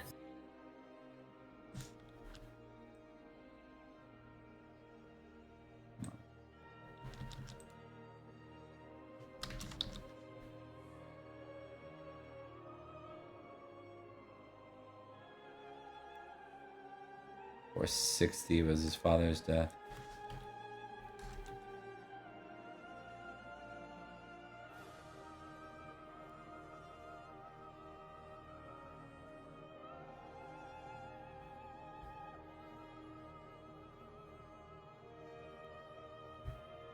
Had parents. And do you know what you wanted for your grandfather's name? No, I'm fine with the random one. Let's go with random Roman name numeral generator. It's random. Male. How about Orlandus? Orlandus Plumus? Yeah, I'm fine with Orlandus.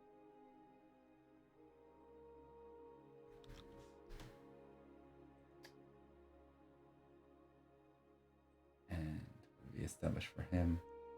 Death was 446.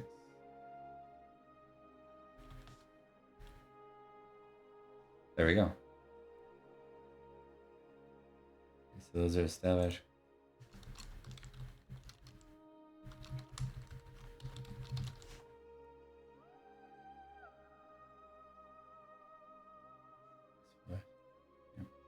Got it. Great. Okay, so those are done. Now, for your character creation process. Oh my goodness, there's a process. Right? All right. Titles. You're a Sir, Father's Class. You're both the sons of vassal knights. I would accept if you wanted to be a household knight, Isforus. It wouldn't hurt because you're from Eburacum, but you could also be a vassal knight. That's fine. Just means you have a manor inside the city. Yeah, I'm fine with that. Okay. Son number, you're both the first son. I'm going to write a 1 there for son number on your sheet. Your liege lord is King Heraut. The Centurion King. Spell that. Heraut.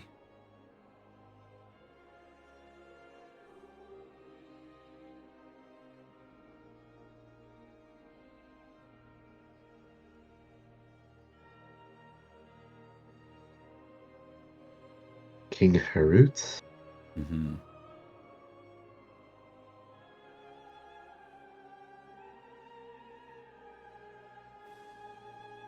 Current class, you are both vassal knights.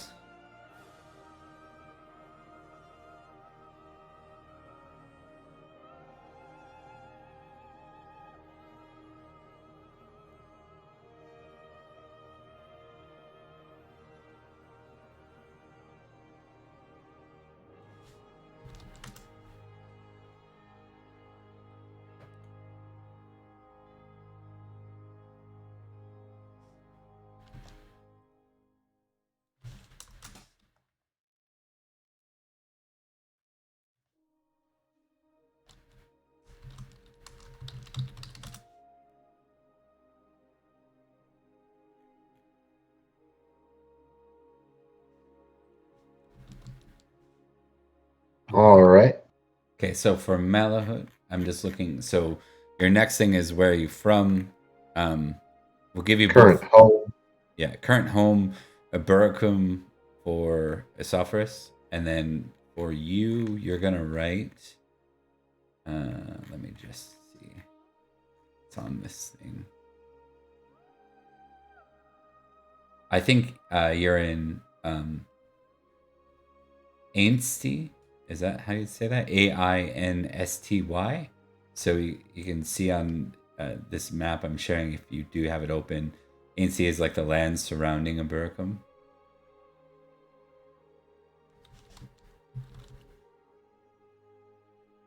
Okay.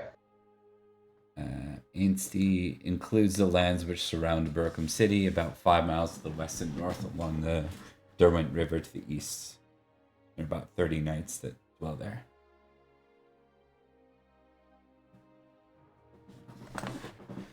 All right. Okay, so those are your homelands. Now, age and year born. I think we had you both at 460, yes? So you'd be, if we're playing in what I say, 488 was the start of this campaign? Let me see what I put. Or that was 489. Did I say 489 in the write-up? I thought so. Yeah, it's 489.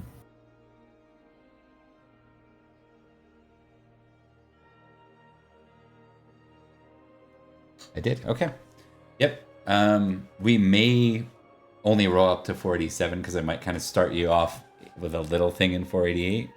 I haven't fully decided, so we won't go that far. For now, why don't you put yourselves down as 28 years old, and we might move you up to 29. All right. Yep. Okay.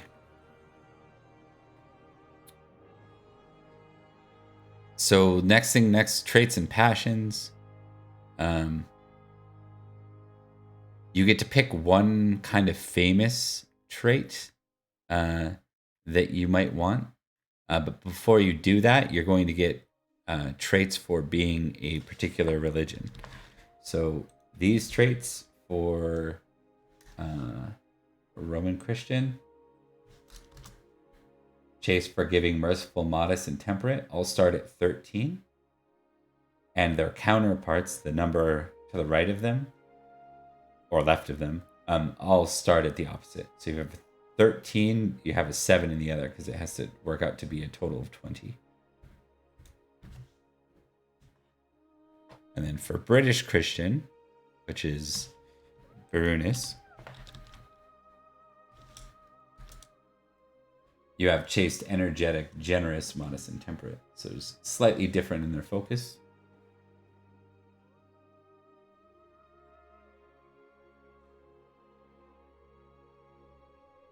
Alright. So you're writing 13s on one side and then 7 on the opposite. So if your chaste is 13, your lustful is 7. Your energetic is 13, your lazy is 7.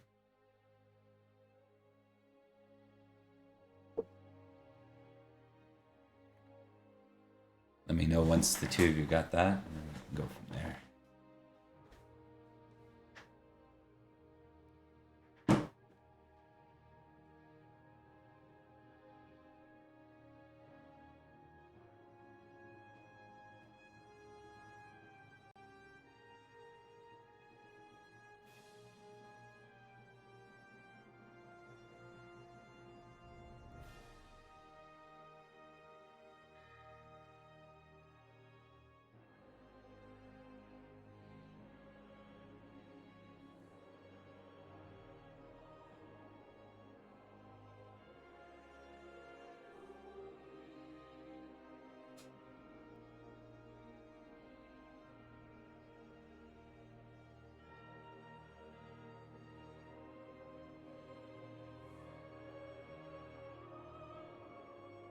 Let me know once you have that done. If I'm going silent, it's just because I want to make sure I'm not rushing you. Cool. Yeah, I'm all good.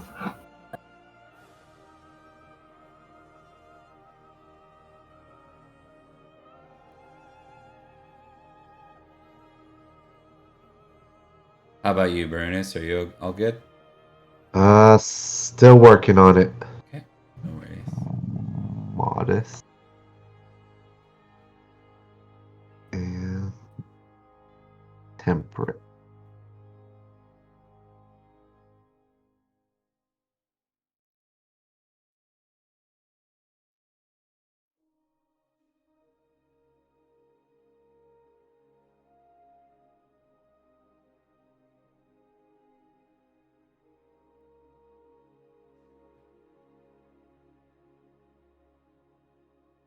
Alright. Got it. So the next part is you get to assign a famous trait. You can choose any trait. So first off, these are your numbers. Everything else that you don't like, that you have nothing in, that's considered a trait, will be a 10. Wait, I have 1 to spiritual. You do, so that'll be an 11. So you're an 11-9 in that one. But there's something called a famous trait. This is a trait you want to be known for. You choose one trait. Any trait on your sheet can be literally anyone, good or bad. Obviously, bad doesn't always work out well, but you can. I've had someone choose proud of 16 before. You get to assign a 16 to that number. That's your famous trait, and a 4 to the other side. It can also be one of your religious traits. So if you, let's say you wanted to double dip on chaste and you're like, 13 chaste is okay, but I want to be really chaste, then 16 would be what it goes into or up to. Any questions on that? I guess my question is, what if the entire thing you're going for is you are super, super attractive, but you just don't care about it? Is that chaste?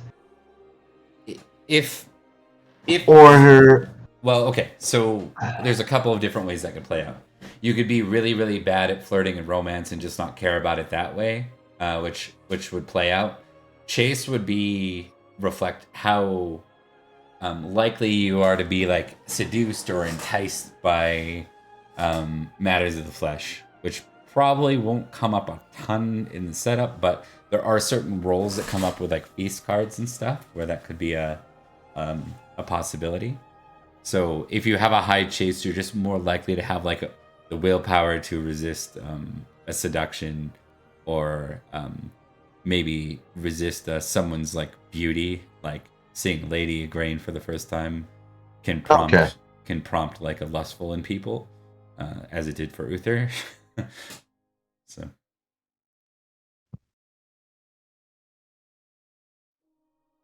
And why don't you, once you guys do decide on a famous trait, why don't you tell me what it is? 'Cause that's always super interesting. I'm going to go just.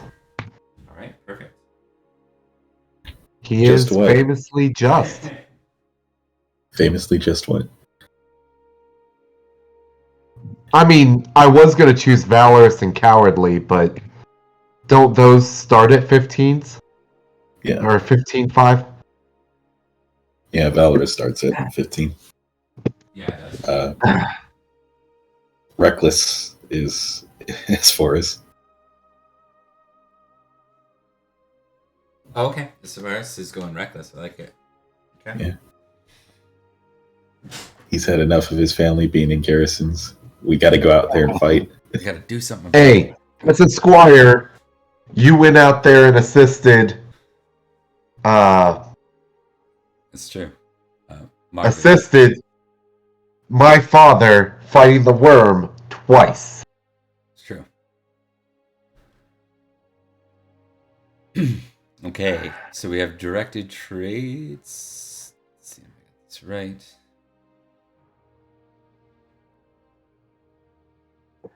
Okay, so we're good there. You can go ahead and fill in 10s for everything else other than Valorous is 15 and 4 or 15 and 5.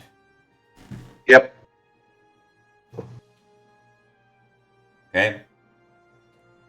Next, we deal with passions. So, loyalty, love. So here, I'll just I'm gonna copy this one for y'all. Let's write another book.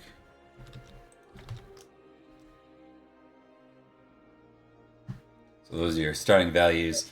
You can roll your 3d6 for his forest because you don't have a hate Saxon. We already know what the hate Saxon is for Barunas. 13. Huh, that's higher than the one I rolled earlier. Yeah. A lot higher. Cool. So it's 14.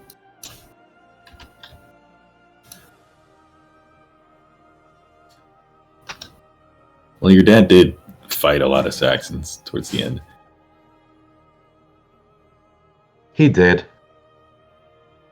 So next, once you get those passions copied down, you can jump into allocation of attribute points.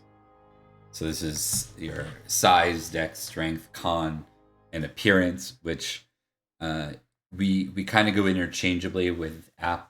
In 6th edition, it's going to be called appeal. We've been using that a little bit more because sometimes appearance by itself doesn't make as much sense as general appeal, especially when people like choose certain photo stocks for themselves. There are people that look pretty and just aren't appealing. That's kind of the idea. So appeal or appearance, I don't really care. It's just a flavor piece, but that's what that is. So you're gonna distribute a total of 60 points among them, and you get a +3 to your con for being Kimric. All right. Cool. So the total con here, I'll actually list the minimums and maximums for Kimric. Actually, sorry, you're Roman culture, aren't you? That's different. You don't have Kimric traits. You have Roman traits. Let me pull those up.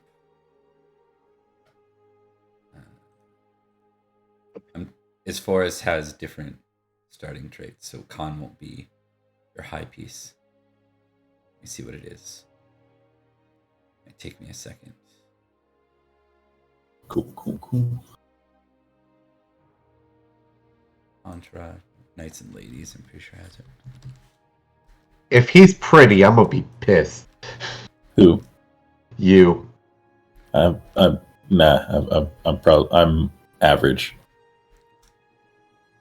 I'm saying if the Roman traits is he gets to be more pretty, I'm gonna be like, "Arr." Mm-hmm.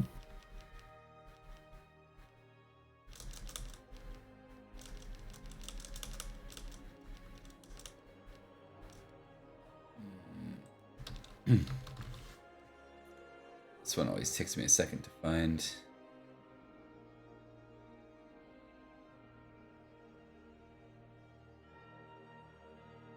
Romans 27.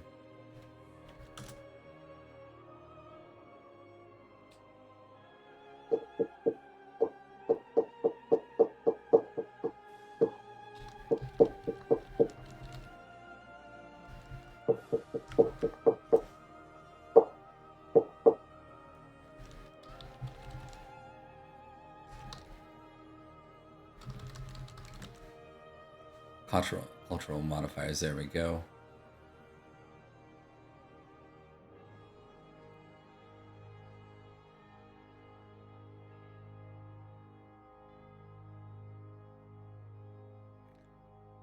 Weird, it does not list it in the main book.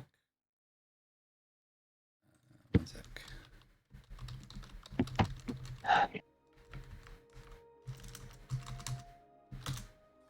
Sorry. No need to be sorry.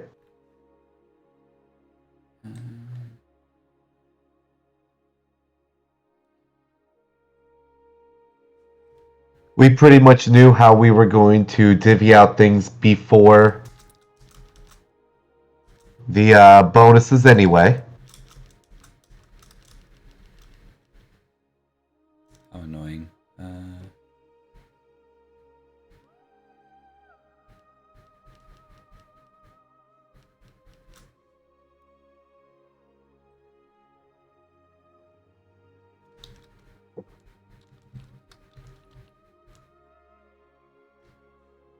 Oh, you know why? I bet you it's in Book of Cyrus, actually. That would make a lot of sense.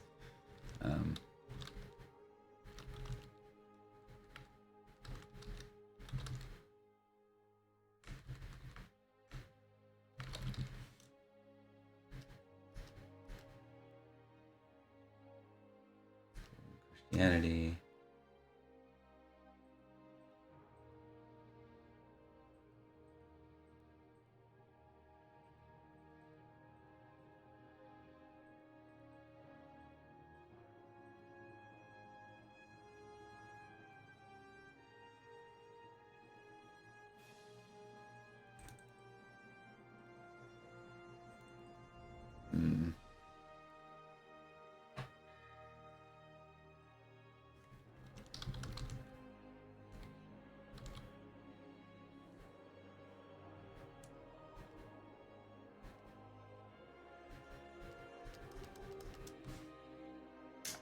I don't think so, actually. Doesn't look like it's in there. Let's see if it's an Age of Uther.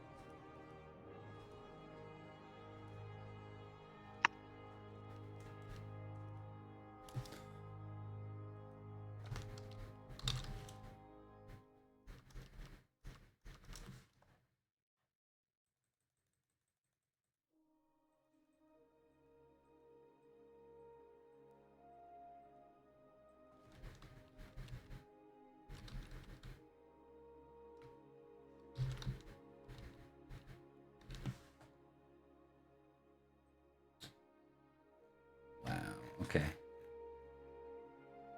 I thought that was a real simple one to grab, you know, and there's not a lot of Roman culture kicking around, so everything usually comes up Kimric. Let me try Pict and see if there's anything in the main book for Pict. Should be easier to find than...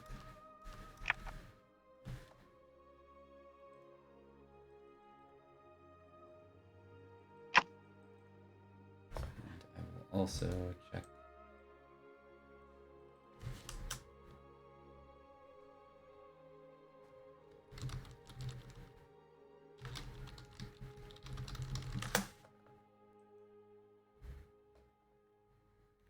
Okay. Roman is +1 dex, +1 app. Mm, It's in the book. It's actually in the book. No, I had to go elsewhere to find it. I was originally referred to, like, it's an update from someone that did it from the earlier books. 5th edition didn't have it. Is it the same minimums and maximum? No, so it'd be the minimums would all be the same, except for Dex would be maximum 16 and app would be maximum, or sorry, Dex would be maximum. Here, let me write it this way. So all same, except Dex min. What are the minimums here? I just need the table chart. I could have had an appearance of 19 if I just said I was from the city. Dex min 6, app.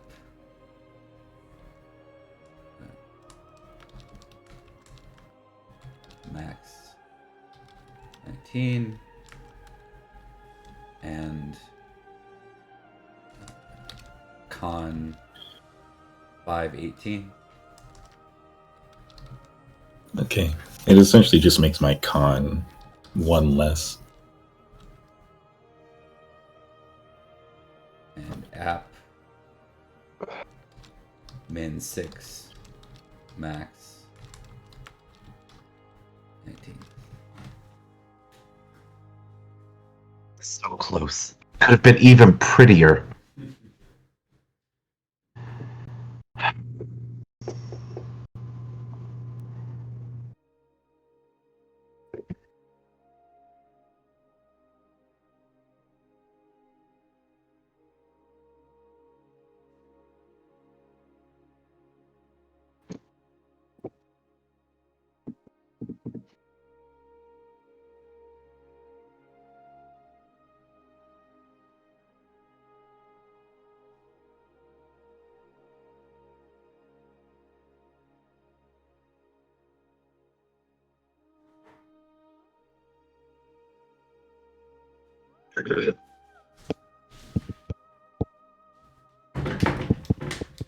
Okay.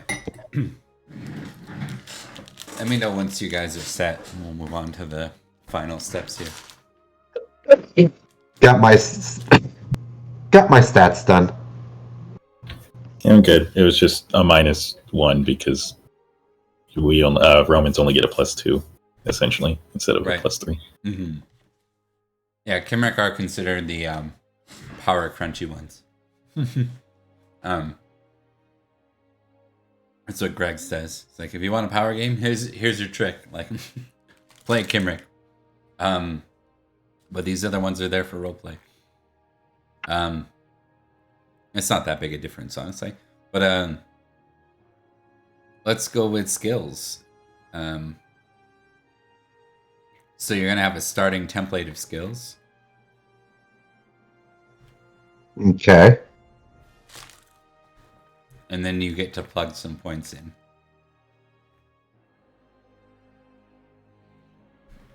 So you have no experience with the game yet, right?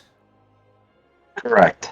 Okay. Let me go ahead and just explain the skills to you and how I tend to use them.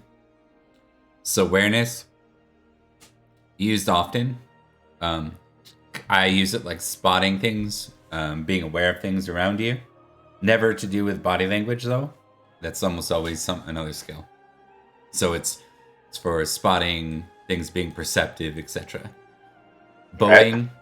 Boating is very specific. It doesn't come up that often. When it does, it's very useful, but it's not very often because you're playing a short campaign. I'm not going to recommend boating. Chirurgy, surgery, is considered non-knightly to have. Or chirurgy. Chirurgery is how it's pronounced. And surgery It's not even on the list of skills. Yeah, it's not for knights. Compose, that skill gets you it's like putting together something. So you might compose something before you play or before you sing, before you play an instrument or you sing, and it'll give you a bonus to that. It's also for you might compose like a love letter before you do romance. You might compose a work before you write it down. That's generally what that is. Courtesy. Okay. Courtesy is very important. It's a knightly skill. It has to do with your etiquette, courtly etiquette.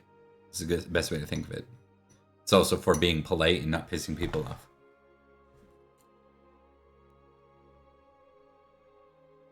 Then there's dancing.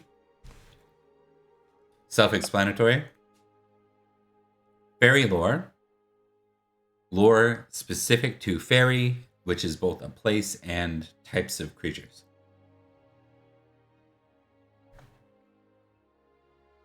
Falconry is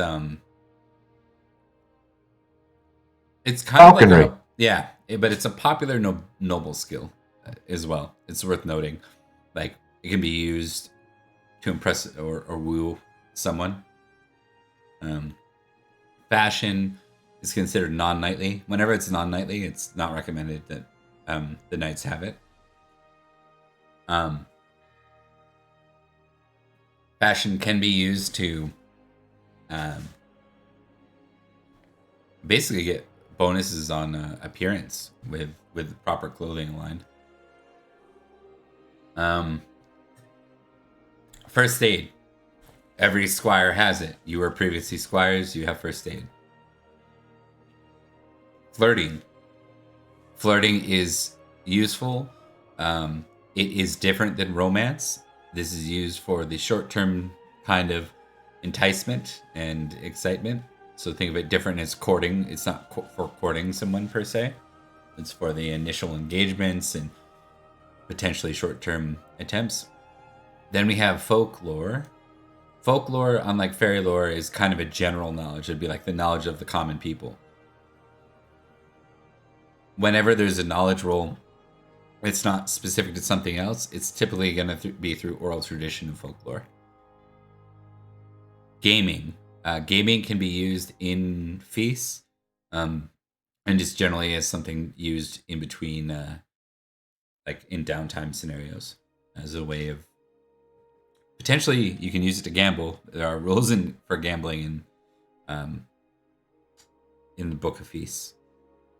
Heraldry is for being able to recognize heraldry and know who you're dealing with in that accord. It might not always be specific enough to identify the person, but you can identify some key importances there. Hunting.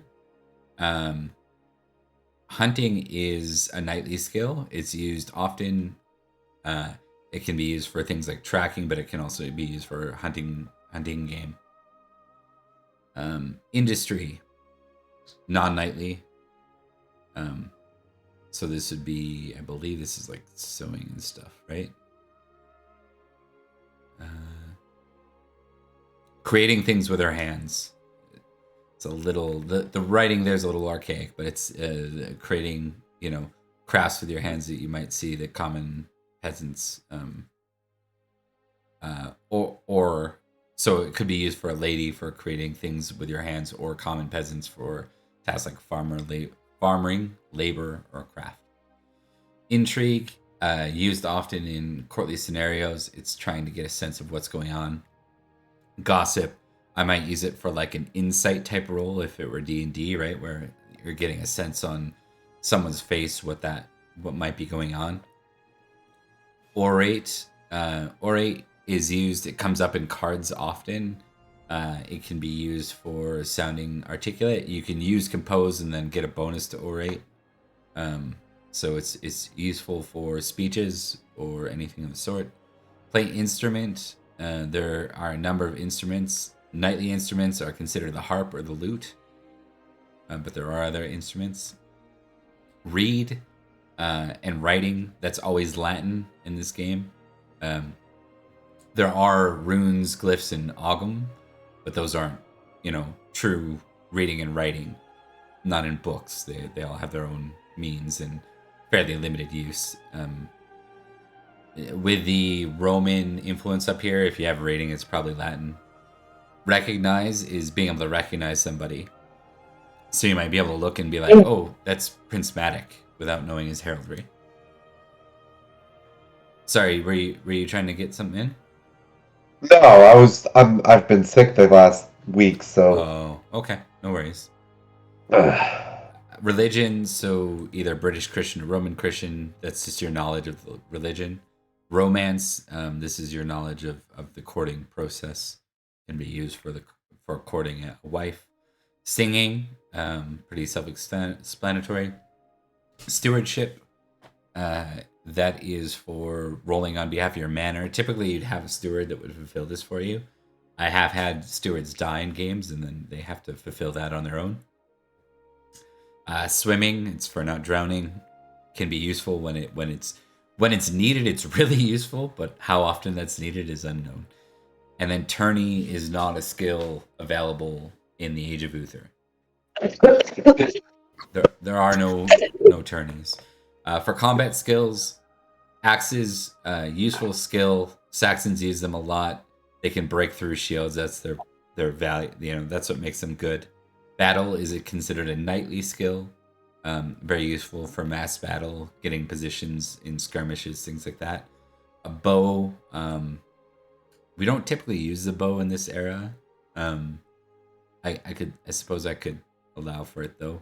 Same with I think the crossbow we're mostly staying away from at this point. Again, I won't say no to it. Dagger. Dagger is considered a knightly skill. It's useful. Great axe is a skill typically seen in the Saxons. The Saxons are known for wielding great axes and great spears. Great spears are very large spears. They can be used to fight against a mounted opponent if you're not mounted. Horsemanship, very, very, very useful for knights. Javelin, a thrown weapon, used often by Saxons. Lance, again, you're going to have something called Cymric Spear. I'll tell you that right now. Cymric Spear applies to all spears. And we'll Cymric talk. Spear is a skill or a weapon? It is a skill, and it applies across multiple weapon types. Anything that's a spear. So if you have Cymric Spear, your lance, your spear, and your great spear are all going to be the same. And we have that? The Cymric do. I'll get you with I'll get you with the Romans. Romans have something called law. I'll get you that in a minute. So finishing off what are the weapons? Lances are very, very useful when in charges or mounting, and since you're knights, it could, it's recommended. Mace are sort of niche, but one thing they can do is they can break through some of your foes' chainmail armor, which is, armor can be the reason why you don't deal damage sometimes. Spear, we just talked about. That would be your standard spear. And sword is, obviously this is a story about Arthur and Excalibur and stuff. Sword is a sort of very knightly weapon, and it's known specifically for its ability in this game. When you tie an opponent with your sword skill and their weapon skill, you break their weapon, unless it's another sword. So, as to recite the book, the sword has two distinct advantages over all weapons. One, swords do not break when the wielder fumbles, but are instead dropped and can be recovered. Two, if a tie occurs in any opponent resolution against a different weapon, the sword always breaks the non-sword. So, even if you both miss, and that's considered a tie? No, it has to be. It has to be you both succeed. Success. It comes up more often than you think, but not that often, if that makes sense. So. Yeah, I understand. Cool. So let me get you the law skill.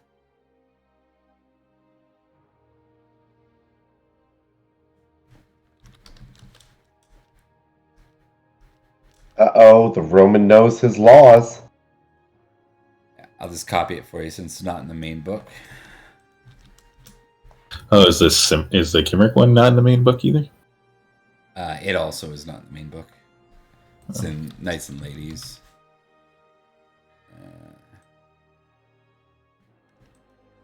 Sorry, and I was wrong. So that was law right there. And then this is spear expertise. Wait, spear expertise? Yeah, I got it wrong. I got the name wrong. It's not Kimric spear. It's called spear expertise. Specialty. Okay, interesting. So that means that they don't have to spend like advances or whatever on lance and spear. Right. It's just and you get kind of the same. So yours applies, but yours is more the social aspect. So All right. So law will apply to courtesy, folklore, intrigue, and law itself. okay. Cool. I'm not sure if I'll remember all of that. Want me to? Why don't I draw it up for you? Yes, please. So law applies to courtesy, folklore, intrigue, law. So in court, you're just you're able to focus all in on one thing and be better as a result. The court master, and then for Kimric, the spear, spear expertise. Spear expertise applies to lance, spear, great spear. So ranks of spear expertise will sit there and count as all of these when I'm using a spear. Yeah. Awesome. And both start at 10 by default. So law and spear expertise start at 10. Now I can give you your other starting values if you're ready for that. All right. Does he get spear expertise? And I don't? Yeah, correct. Okay, but he gets both. No, he just gets spear expertise. You get law. So okay. So Barunis gets spear expertise. Isophoros gets Esphorus gets law. Cool. Good to go. Okay. So now we just do your starting skills here. Let me pull up your starting skills as a knight.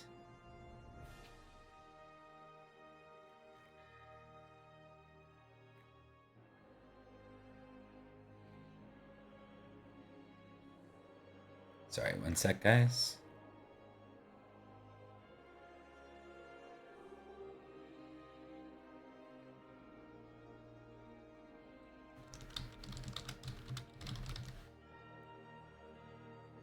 Character generation. Okay, current home.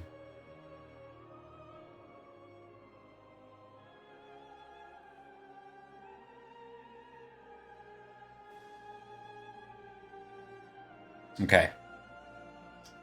I'm gonna give you what your starting skills are. So if you both open your sheet, I'll read them out loud to you. Okay? All right. Awareness 5.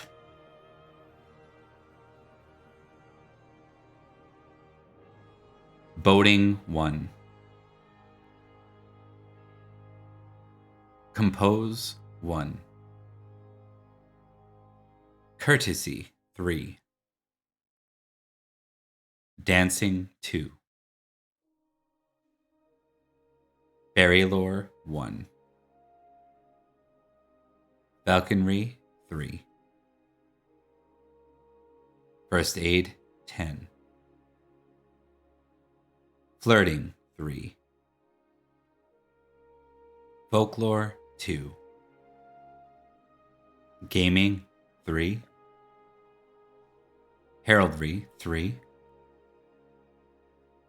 Hunting 2. Intrigue 3. Orate 3. Play harp, 3. Read Latin, 0.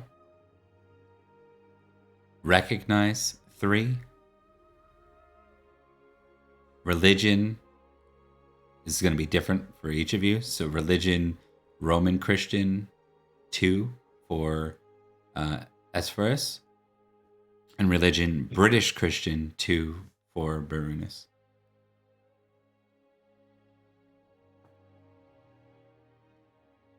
Romance, 2. Singing, 2. Stewardship, 2. Swimming, 2. And tourney, 2.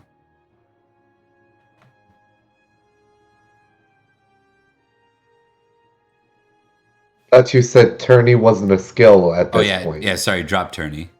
This is what the book has. The book assumes you're starting in Boy King era. So. And then finally, we have some starting skills for combat skills. So your battle will be 10 for both of you. Horsemanship 10 for both of you. Sword 10 for both of you. Lance 10 for both of you. Spear 6 for both of you. And dagger 5 for both of you. And then for regular skills, he gets the law skill at 10. And then in combat skills, I get spear expertise at 10. Yeah. Cool. And so anywhere where you had a spear less than 10, you can up that number to 10 if you want. Or put a 0 in it, or like put nothing in it kind of thing. Same with you for law if you wanted to just not put a number in courtesy, intrigue, and what was the third one?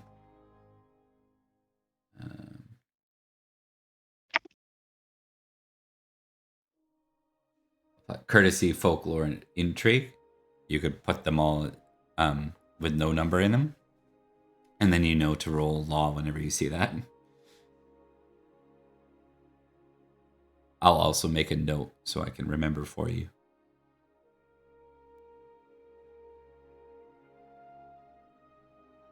Okay, we're into individual skill choices. All right.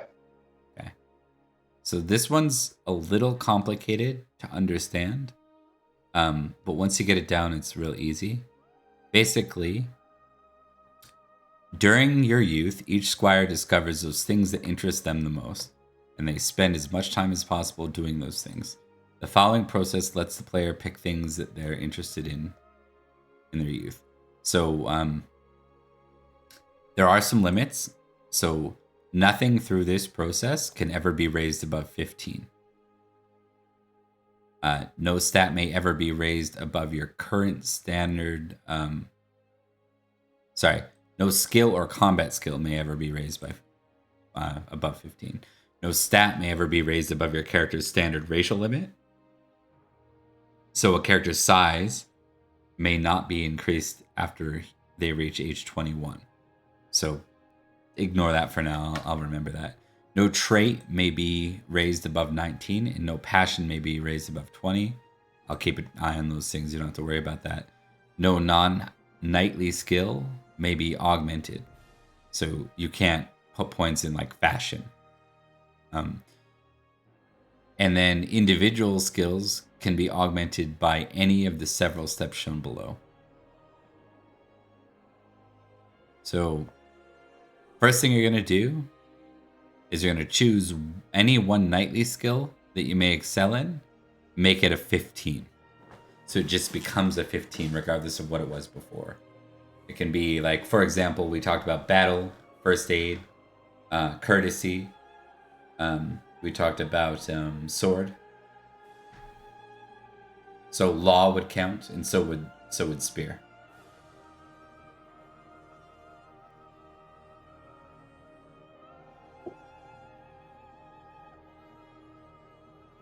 Let me know once you've got your choices there. I'm just getting a quick fill up with water bottle here.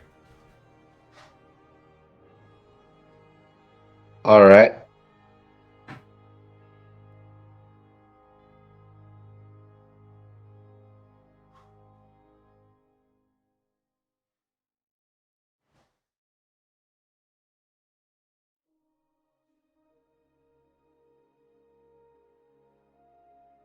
What'd you pick as your signature skill? I went with the recommended sword. Oh, I went spear for spear expertise. Cool. I mean, if I'm gonna have a single skill that covers multiple weapons, might as well. Yeah. No. Yeah, that's. I would have picked it too. It's just the flavor. I made certain choices based on the flavor he's supposed to have. Honestly, Go ahead. go ahead. Oh well, my O rate is gonna be a 5 at the end of this. So like, I'm not great at making speeches, but I'll hit somebody pretty good. Like, Okay. I'm not great at making speeches, but I don't ever give up, is what I was going for.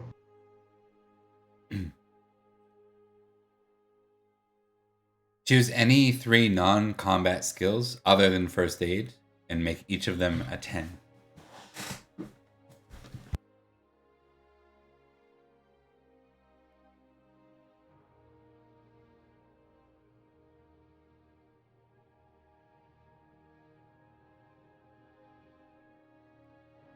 Alright.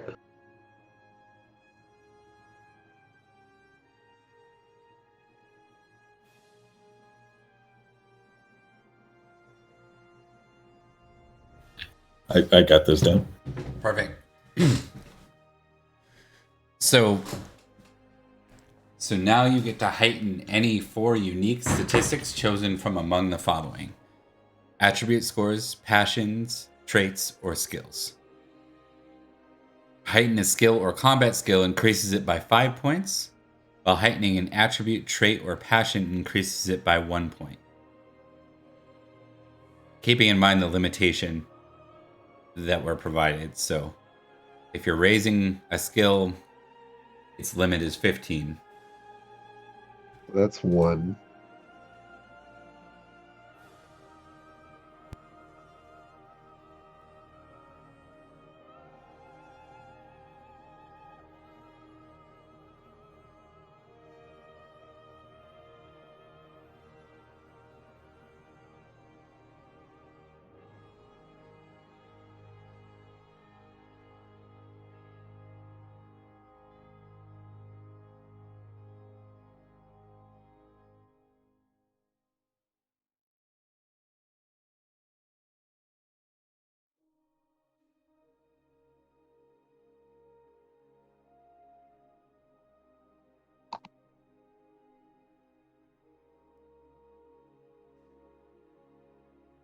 Two.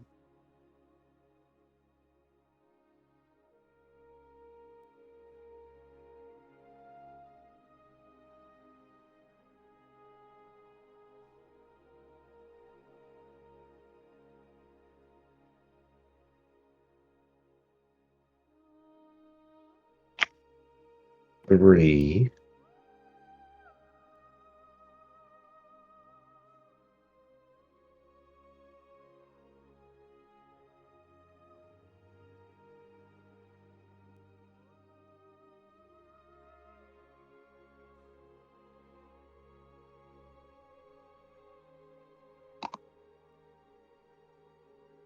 Four.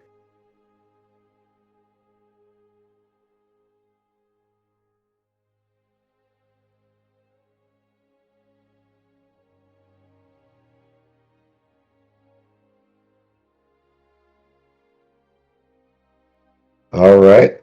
There's my 4.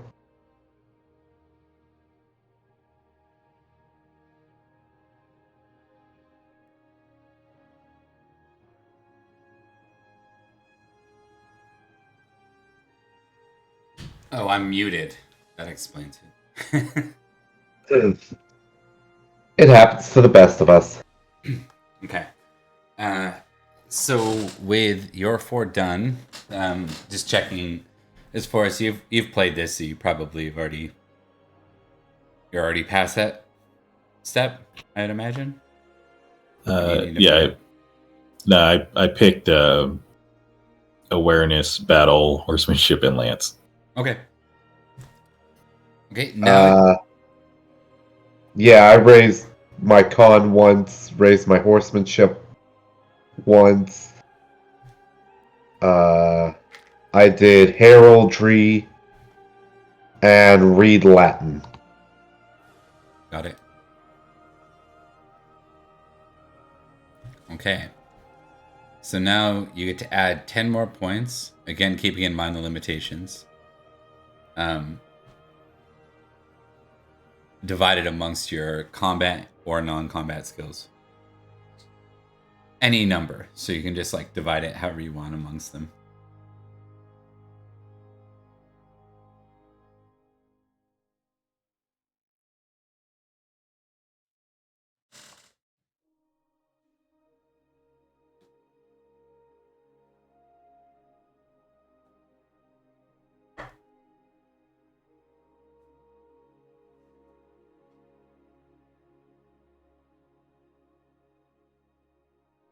Nine, 10. There we go. Okay. I just had to readjust something, but yeah, I'm good. You're good. Okay. Yeah, So I missed the whole combat or non-combat part of that. Oh, did you? Okay. No worries. Yeah. Nah, I just had a -2 from somewhere and put it somewhere else. That's all. Sounds good. Okay, so now we're going to go into previous experience. We're going to do this in an interesting way. This should be able to wrap us up for the night, and then the last couple pieces will just be coming up, like things you can do offline between now and next game are coat of arms and a picture for your character. And I think we're Okay. good to go. But let's do you have enough time to both of you have 15-20 minutes to iron out this last piece, or not so much? Oh, yeah. Yeah, I'm good to go. I'm good. Okay. So we're kind of going to be using Book of Sires, but this time we're addressing what your characters were up to during this time. Okay. So let me just move to Cumbria again. We'll go from there. Starting in 481. Are we gonna get the winter thing, or is that part of what we're gonna be doing? Yeah, you're going to be leveling up a little bit. And that's kind of... We're going to be doing this to see what you guys are up to for glory purposes, and then following that up with some activities. So, 481. Saxons are relatively quiet during this time. So Bedegrin, who were formerly part of Cumbria, they declined to send tribute to Uther. He's mad about it. He attacks Bedegrin and kills the king of Bedegrin in battle, and then he annexes Bedegrin. So one of the Cumbrian kingdoms is now gone. The Cumbrians are a little worried about that, right? Because it's like, well, is it you going to keep doing that? And why isn't he focusing on the Saxons? That's the gist of that. The worm is still a problem. So the king of Malahaut organizes a great hunt in Pennines after the Dreadworm, with a reward for its death.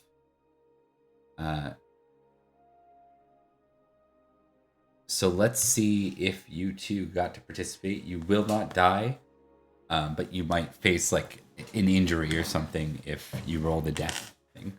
So, 481, you can apply your rolls. None of you are March veterans, and you're not part of Bedegrin. So just give me a d20 roll flat, both of you.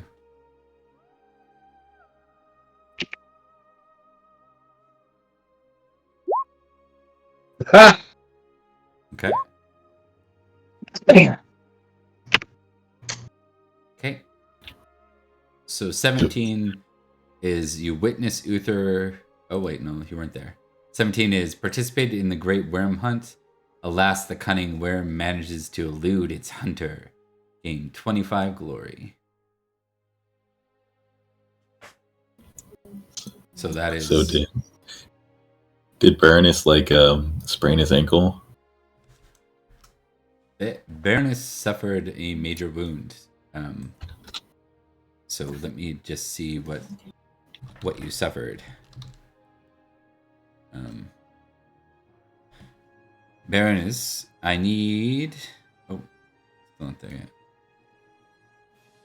Major wound. You suffer some aging here. So let me just see.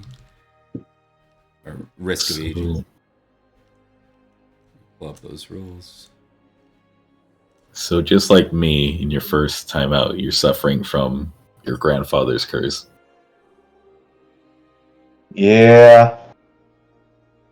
Okay, we're gonna see what the impacts to this aging are. Go ahead and give me 2d6 roll.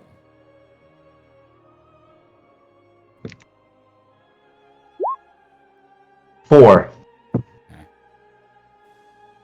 Give me a d6 for the first attribute lost.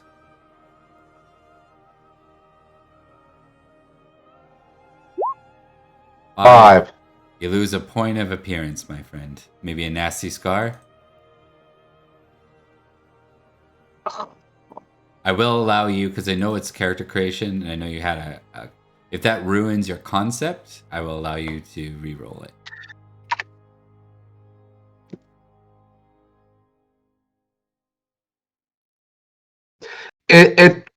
It doesn't, because it's still a I'm still a 17 as opposed to an 18, but maybe the scar is now a distinctive feature. I like it. And give me... I As, need one more... as much as he didn't mind having that scar, now even more people are like, ooh, hey, that scar makes you look good. God damn it. Right.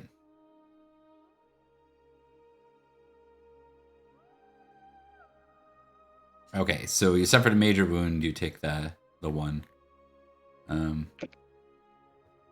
Now we go on to the next year. Okay.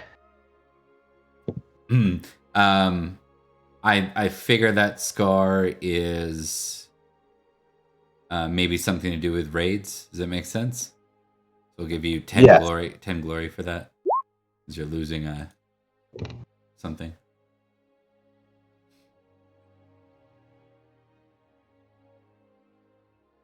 Okay, so now we're gonna go to the year 482.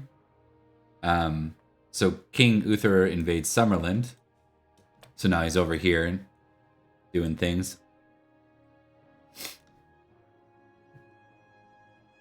You don't really probably get a lot about that, but the king is concerned. So the king of Malahaut is concerned because Uther seems to be hungry with power, and even so much that he's attacking fellow Kimri. This smacks of repetition of Vortigern's actions. It's a time to look for allies, and he sends emissaries up to King Lot.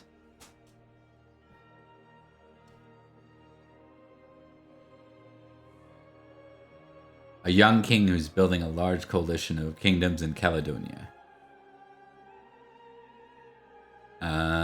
You can give me a d20, both of you, to see what you might have been involved with this year. I was selected as an emissary.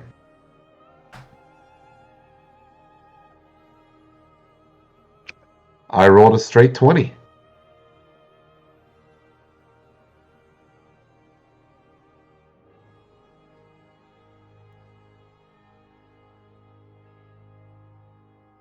For 482. Yeah, because he has a +1. Right, yep. 13. So you fought with giants. So 20 glory for you. Hunted for the worm and found its lair. Hastened back to the king of Malahaut to report fine. Gain 50 glory and make a roll on table 1.13 gifts, rewards, and loot. No, he it doesn't look like he put the +1 in there, so he got a 21 technically. Oh, I got a okay. 21. Selected as a summon emissary of King Lot's court. Okay. So still 50 glory. Cool. So 50 glory. Awesome.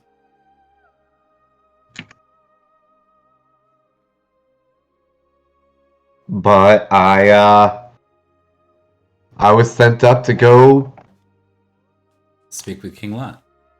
speak with Lot. It totally doesn't have a bad place in the Arthurian legends, so it should be fine. 43. Rumors of Uther's court hint that King Uther has a new paramour, Baroness Pomponia, whose nephew Lucius has been knighted by the king at the tender age of 4. New Saxons arrive in Nohat and Dira, and the relations start going downward immediately as the newcomers raid the Cumbrians. The king of Malahaut is growing concerned, especially since Uther appears to be thinking more of himself and of his fellow Gimri. The dread worm is finally slain in its lair by a group of valiant knights. All right, so we both have that +15. Yep. So maybe you guys were involved in the worm hunt. Let's roll and see. Cool. Yep, we both were. We both were like, we're on this. Didn't your his dad died fighting the worm, right? Yeah. Okay, so yeah. My dad fought the worm twice. Okay, so killing the worm. Roll a d20. If you roll low here, this is another permanent loss. Yeah. But don't worry, you're gonna get some bonuses at the end. I just don't want to do it year by year. It'll be easier to do it all at once. Yeah, we at least got the 200 glory straight out for fighting it. Yeah, totally. 200 glory each. Make sure you put that in your sheet. Nice job. 19. Nice job. I got injured. Injured. Okay. Give me a d6 roll. 4. 4 is your con drops by 1.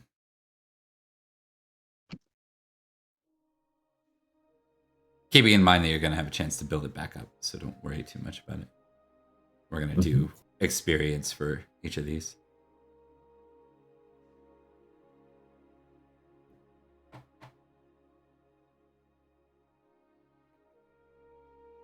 Okay. Yep. Are you good to proceed from there? Mhm. 484. He got an. I think he I got a another trait. 19. Oh, right. Sweet, you got some gifts and you got some stuff. Mortal wound too. Additional 100 glory. Make a roll on table 113. Gifts, rewards, and loot. All the way back at page 21. Make a note of that page for me and remind me of the gifts and rewards. Yeah, page 21. Yeah. Just remind me about it. And roll 1d3 plus 3 to see if I go up any on the well, no, because then it says to the I gain the trait at 1d3 plus 3. Yeah, but I think you already I already have it, so now it's at 4. Yeah. Okay. Cool. Okay, so 484, Octa and Iosa rebel. Noha and Dira attack Malahaut. The army defeats the defenders at the Battle of Eldeboro, and then lays siege to the city of Eburacum. The city of Malahaut sends messengers to Uther and Lot. King Uther raises his army and hastens towards the forces. However, in the haste, the army is ambushed by Saxons on the road. He fights a desperate battle near Pocklington, from which he barely escapes the great loss. However, he manages to rally remnants of his forces and routs the Saxons in the follow-up battle called the Mount Damon, called Mount Damon to honor the rallying point. When news of this decisive defeat reaches the Saxons still besieging Eburacum, they lose heart. King Lot, who has marched south, takes the opportunity to attack, and the King of Malahaut sorties from the city to charge the Saxons in the rear. All right, so let's see what you folks might have done here. Yep, let's see what we do.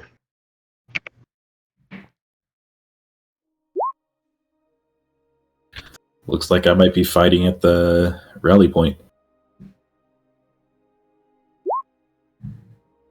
We went to 2 different battles.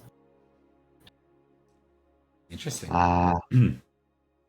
You could have been on a journey south or something, or back north, and with the army. So let's do first and first. We're gonna start with in alphabetical order. So we'll start with the Battle of Aldeboro. All right, so, well, okay. Okay, so says roll a d6. Cool. Then, yeah. So 6 times 30. That's big. Did pretty good in that battle. Yeah. Then You see how you fare. You might. It looks like you might be getting hurt again. more. Wounded in battle. Wounded in battle. But that's not majorly wounded in battle. This is wounded in battle. Yeah, So you just went home. Your penalties, you miss. You have, you're not able to fight on behalf of Eburacum. You have to rest, or else risk a major wound. So, yeah, it's not bad actually. You did really well, and you don't take a permanent injury. So, You might end up hating Saxons more though. I mean, I already hate them very well. yeah. Why don't you give me a 2d6 plus 6 roll? Let's see if you hate them even more. A 2d6 plus 6? Mm-hmm.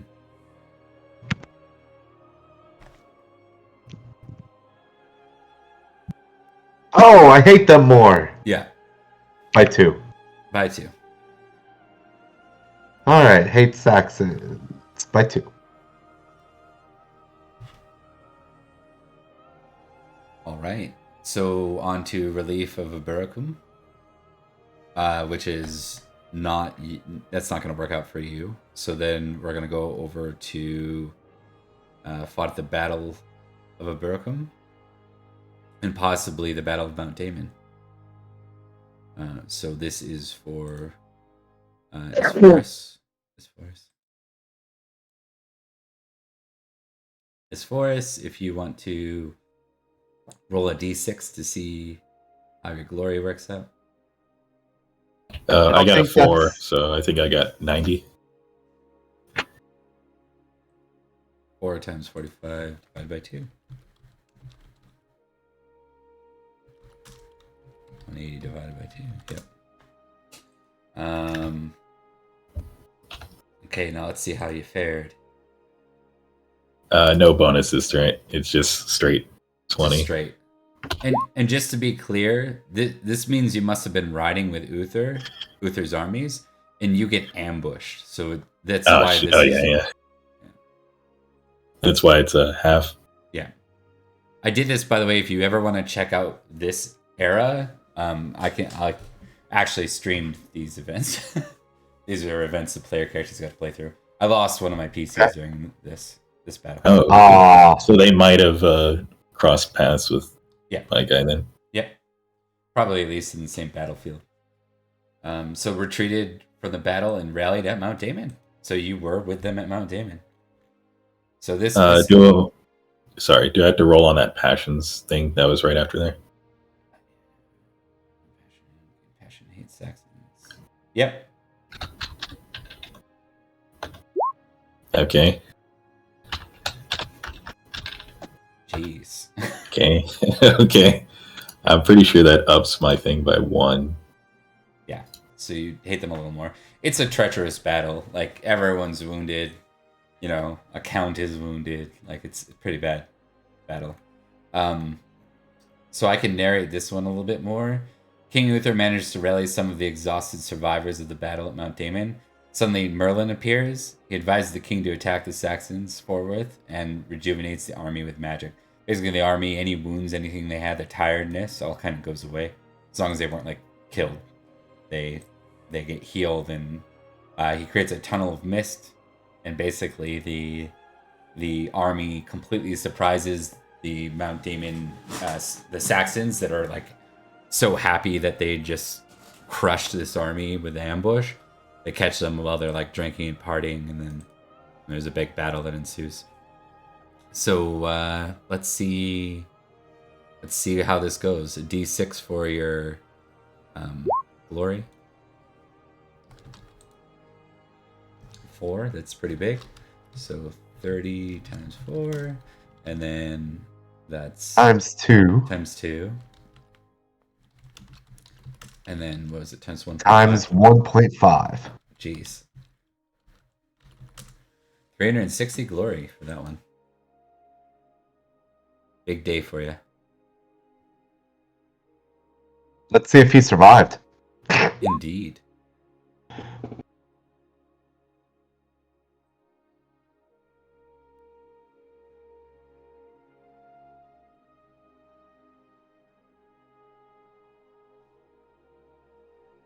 I almost put D200.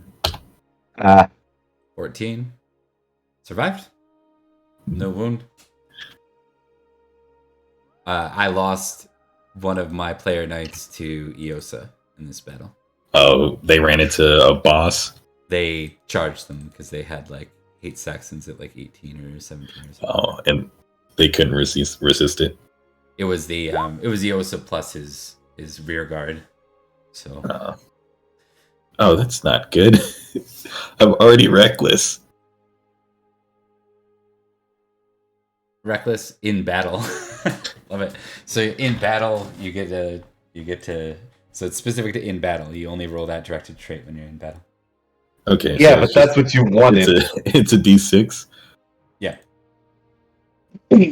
Oh, so are all of the directed traits like? Do we roll the D6 or is it just a D6 added to whatever? It's D6 added to whatever. So if your reckless is like 14, then you're rolling a D6, and let's say you get a 4, then you're reckless normally at 14, but reckless in battle is 18. Okay. Reckless in battle. That's a 6. Okay, cool. Okay. Let's see what your reckless in battle is. 5. 5. What is your reckless in general? It's what I'm known for. Oh, it's no. a 16. So 20 is as high as it can go. Yeah. He has no shot of not being reckless in battle. Yeah. Well, you could always buy that down if you wanted to a little bit, or play it out, see what happens. It doesn't mean you have to do everything stupid. It just means you're going to take those risks. Chances. Yeah. You're going to charge the boss. But it might be worth taking it down a little bit if you can spare it, because otherwise you're instantly stuck doing so. Unless you impassion yourself and use it as a way of beating the reckless. I usually have someone, if they want to do that, it's like you're testing a reckless versus your prudent or whatever. Okay. So that, I believe, is the end of those events. Yeah,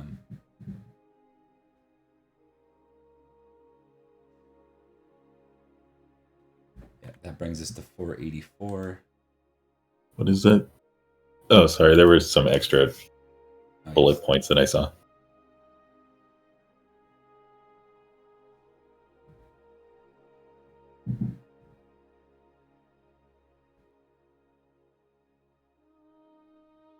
Okay, so that's just extra stuff that I don't think applies to us. Mm-hmm. Exactly. just some recommendations. So now I'm going to use this book and just see what happens.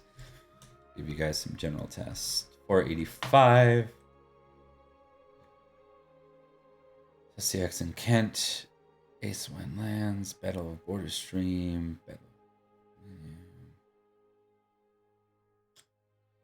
I think with all that in mind, I think you guys are dealing with... I'm going to give you guys a D20 roll, and we're going to use one of the previous tables where there weren't any battles, but there were... Actually, there's a small chance that you end up fighting for fighting down south. So 20 plus will be fighting down south.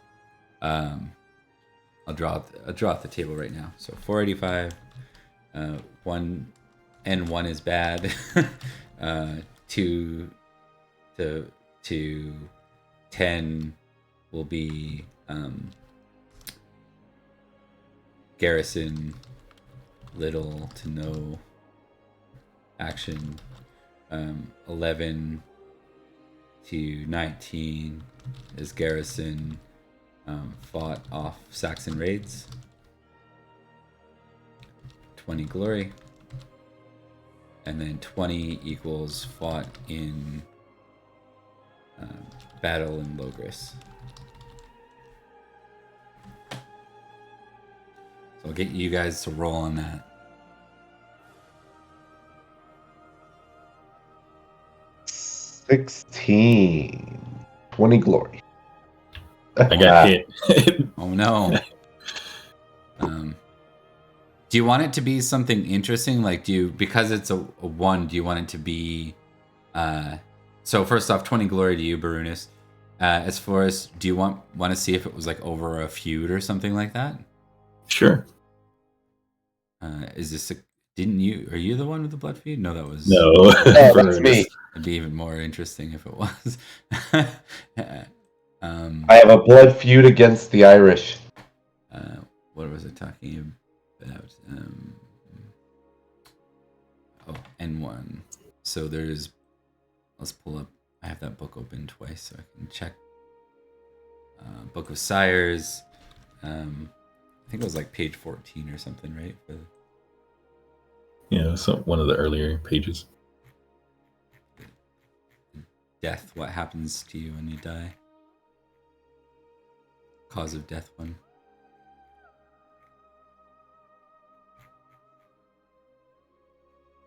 I'm just looking. Reminds me of Palladium. Character creation. Hey, you rolled unlucky. You're dead. What? Yeah, there are a few systems that do that. Yeah.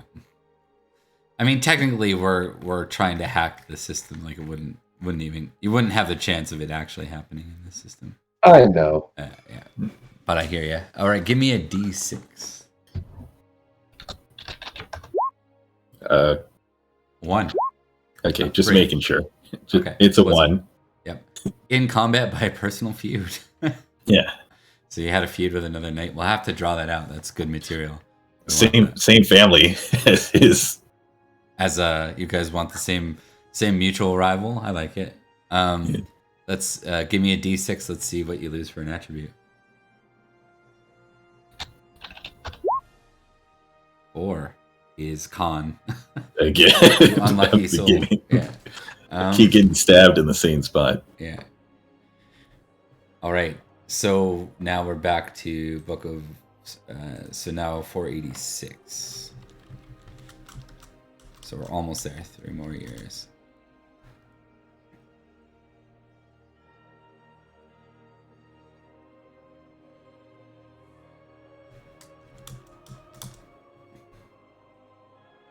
Okay. 486. War in South Carawent. That's pretty far away.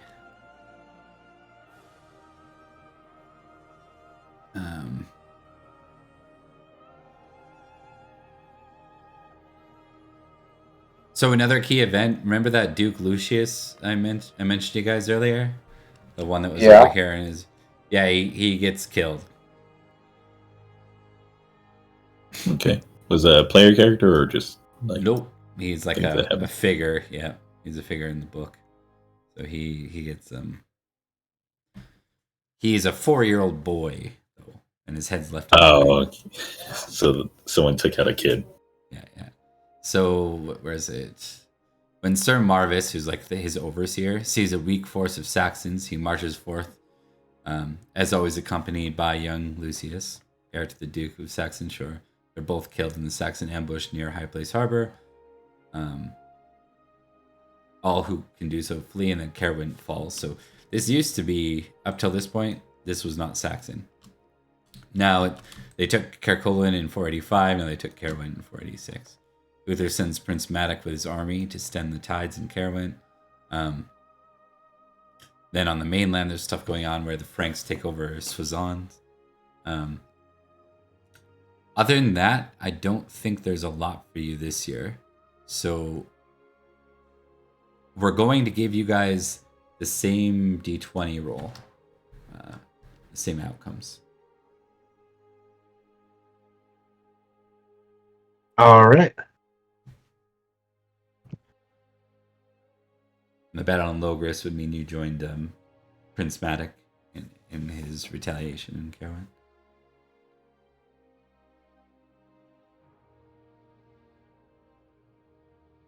And 10, no action. no action. We needed a break, damn Yeah, it. you needed a break. I needed a break after getting stabbed. Okay, so this will be the last year, 487.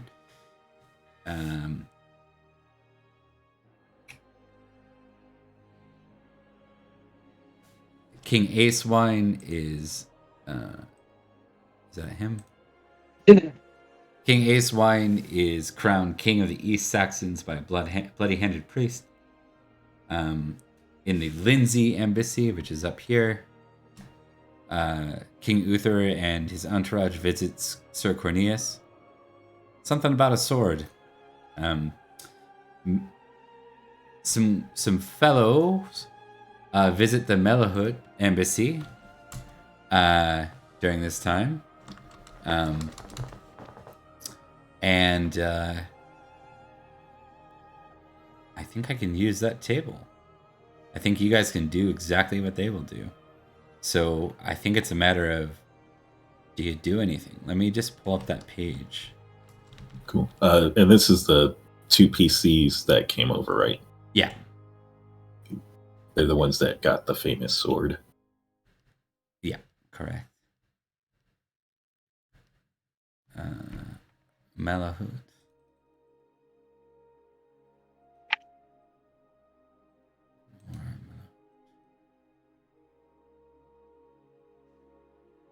Or 486. No, 487 is what I want. There we go. Malahaut Embassy. Okay.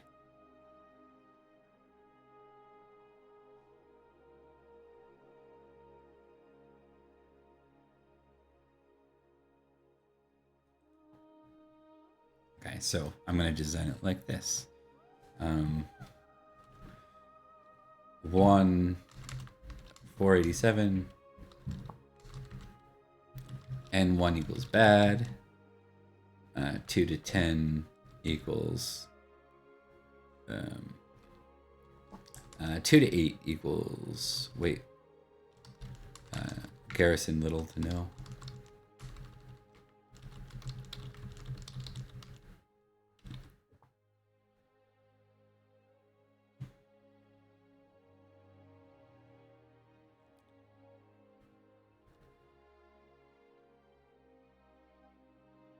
Nine to 12 is raid the Saxons, or skirmish for Saxons.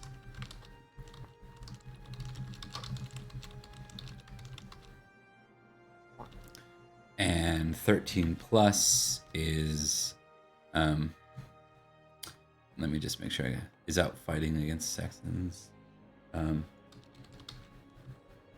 March with King Heraut against Not march, skirmish.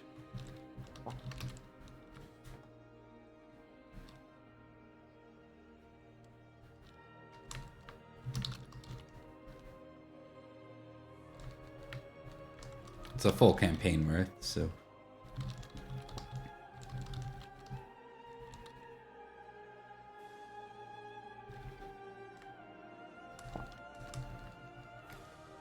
Let's start with this.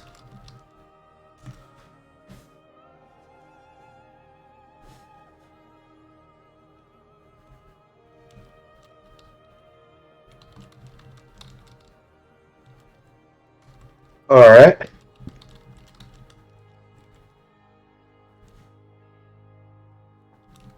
All right.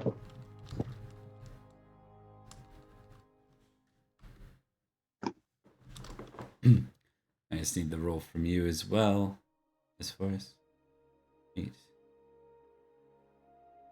Really? He's recovering. He's recovering. It's like maybe I should have went with Baroness. But you know what? Everything seems fine right now. You're recovering. You got stabbed.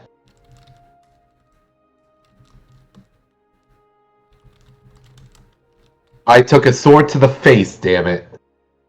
I took some time to rest after that. You got stabbed twice in 2 engagements. Relax. Cool. So you got so you get 100 just right off the top. Yeah. And then hopefully you get an important Saxon.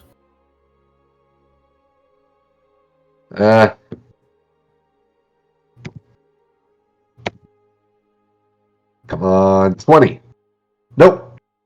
I got injured in combat. I got 1 more major wound. Okay. Give me a roll. See what your major wound is. A second facial scar.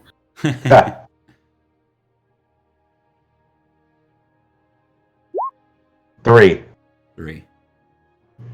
Okay, 3 is strength. Drops by 1. Oh. Okay. Okay. So now, with those in mind, why don't you both test your weapon skill 3 times for me, please? So you're going to go into your sheet, you're going to pick your favorite weapon, and you're going to roll it 3 times in a row. No modifiers? No modifiers. Okay. I'll let him go 3 in a row. Okay. Now roll battle 3 times in a row. Oh, just him? Yeah. Okay. Oh yeah, he was in the fight. Okay. So you gain no spear expertise, but your battle goes from 10 to 13 over the course of the 6 years. Okay. Oh, okay, cool. Now, you're gonna do the same. So you're gonna test your sword. I'd assume whatever skill you want for combat. You're gonna test your sword, probably. I'd imagine.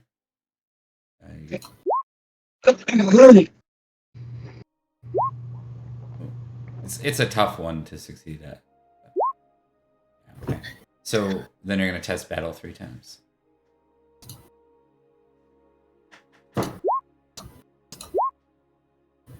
Okay. So that's good. I'm gonna give you 2. Your battle goes up by 2. Okay. All right. And then now you guys get to spend your experience, and then you're done with your creation stuff. So for your experience, let me just pull that up. So when you're a new character, non-new knight,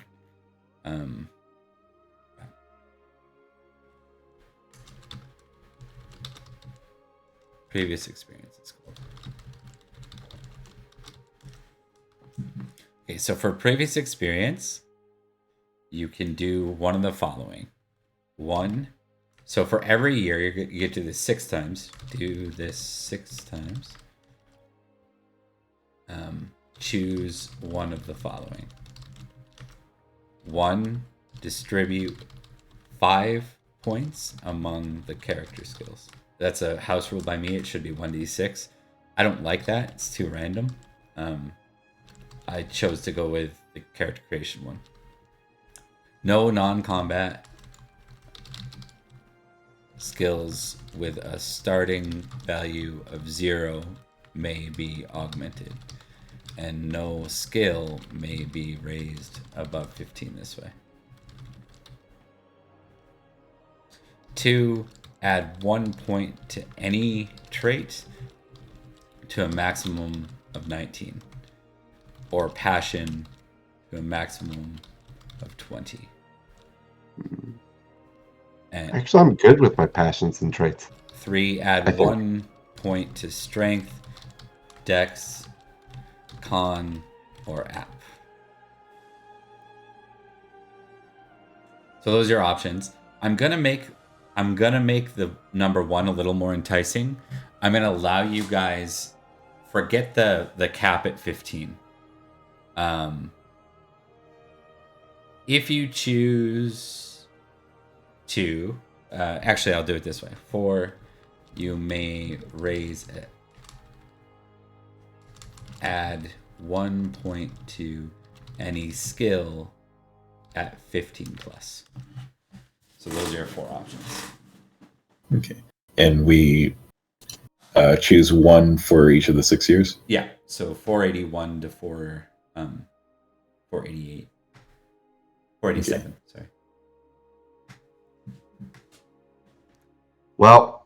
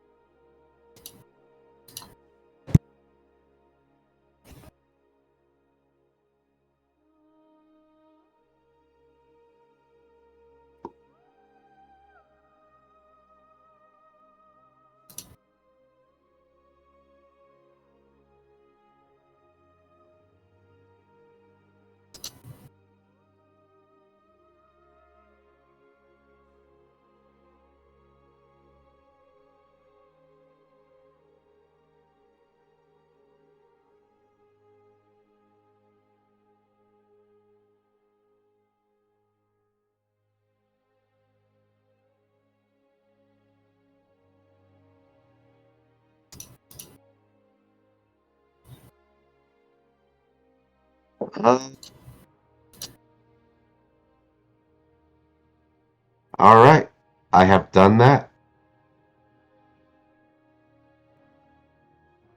Okay. I am Sorry. I am not the most handsome of handsome people, but between my nice smile, my charming accent, my red hair, and this distinctive scar across my face, I'm not half bad looking at a 17. There you go.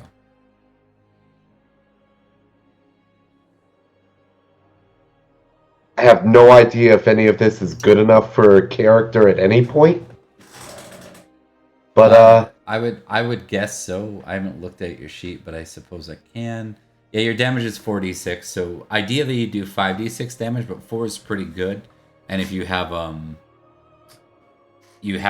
your spear expertise, so you just prefer to charge. You want to charge so you can get the full horse damage, which is 66. So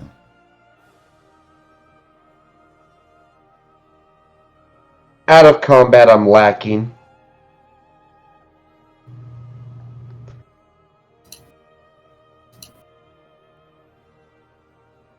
It's not really much out of combat I would actually do. Yeah, okay.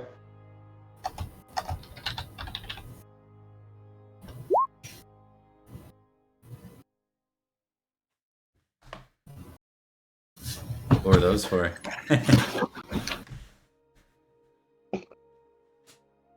You trying to decide something?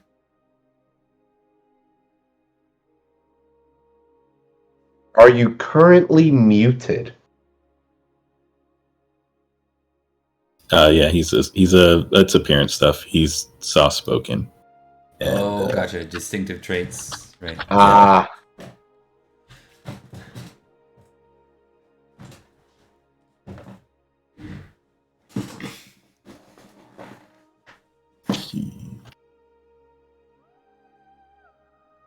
I didn't want to do random, so I just went ahead and said, hey, these That's are the okay. ones I think he should have. I'm okay with it.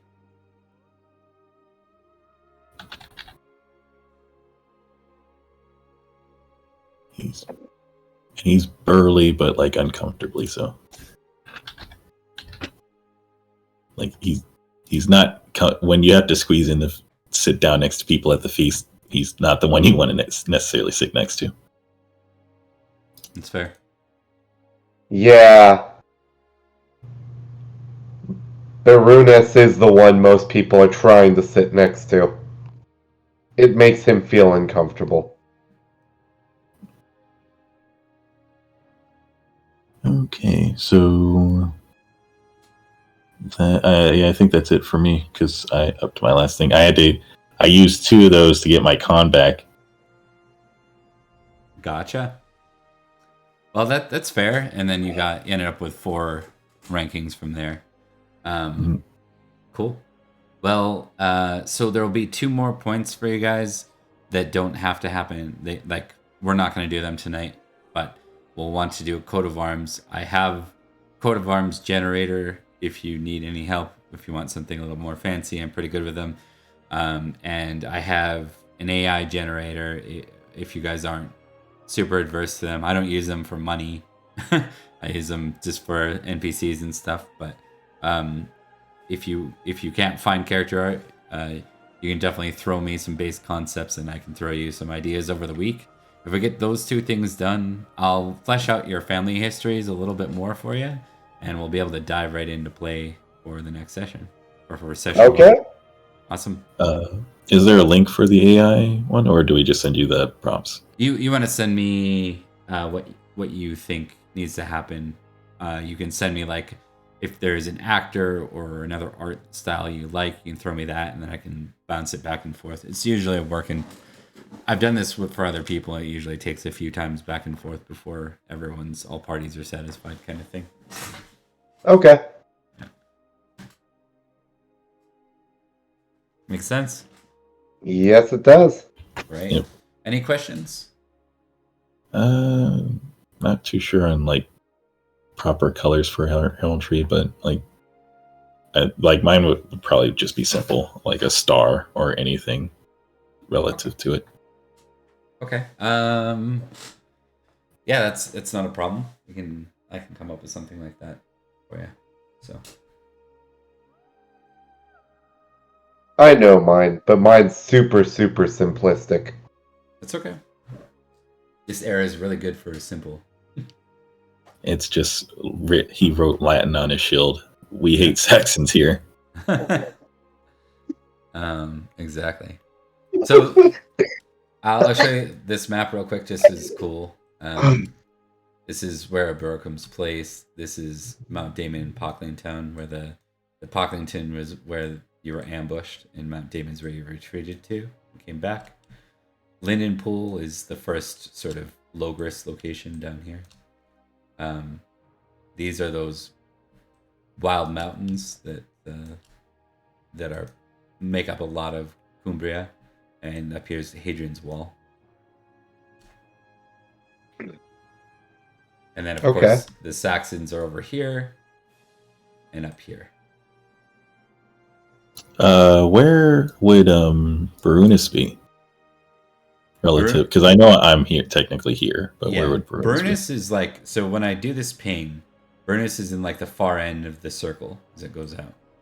So the land in about, I think it's a 30 mile radius, or what was it? Yeah. 8 mile radius, I think. It wasn't a lot. It's like an 8 mile radius around Eburacum. So he's still in the land of the King of Malahaut. He's not off in some like wild part of the land. He's not I forget what they call them. They're not farthings. They're something else. Ridings. He's not in one of the ridings. He's in Ainsty.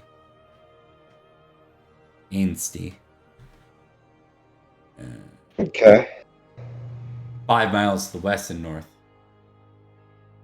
And there are about 30 knights in that area.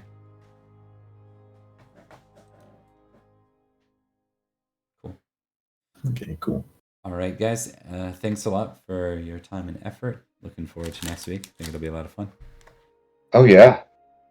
All right. If you have any questions, feel free to ping me. No problem. All right, guys. Yep. Take care. Talk to you later. Talk to you later.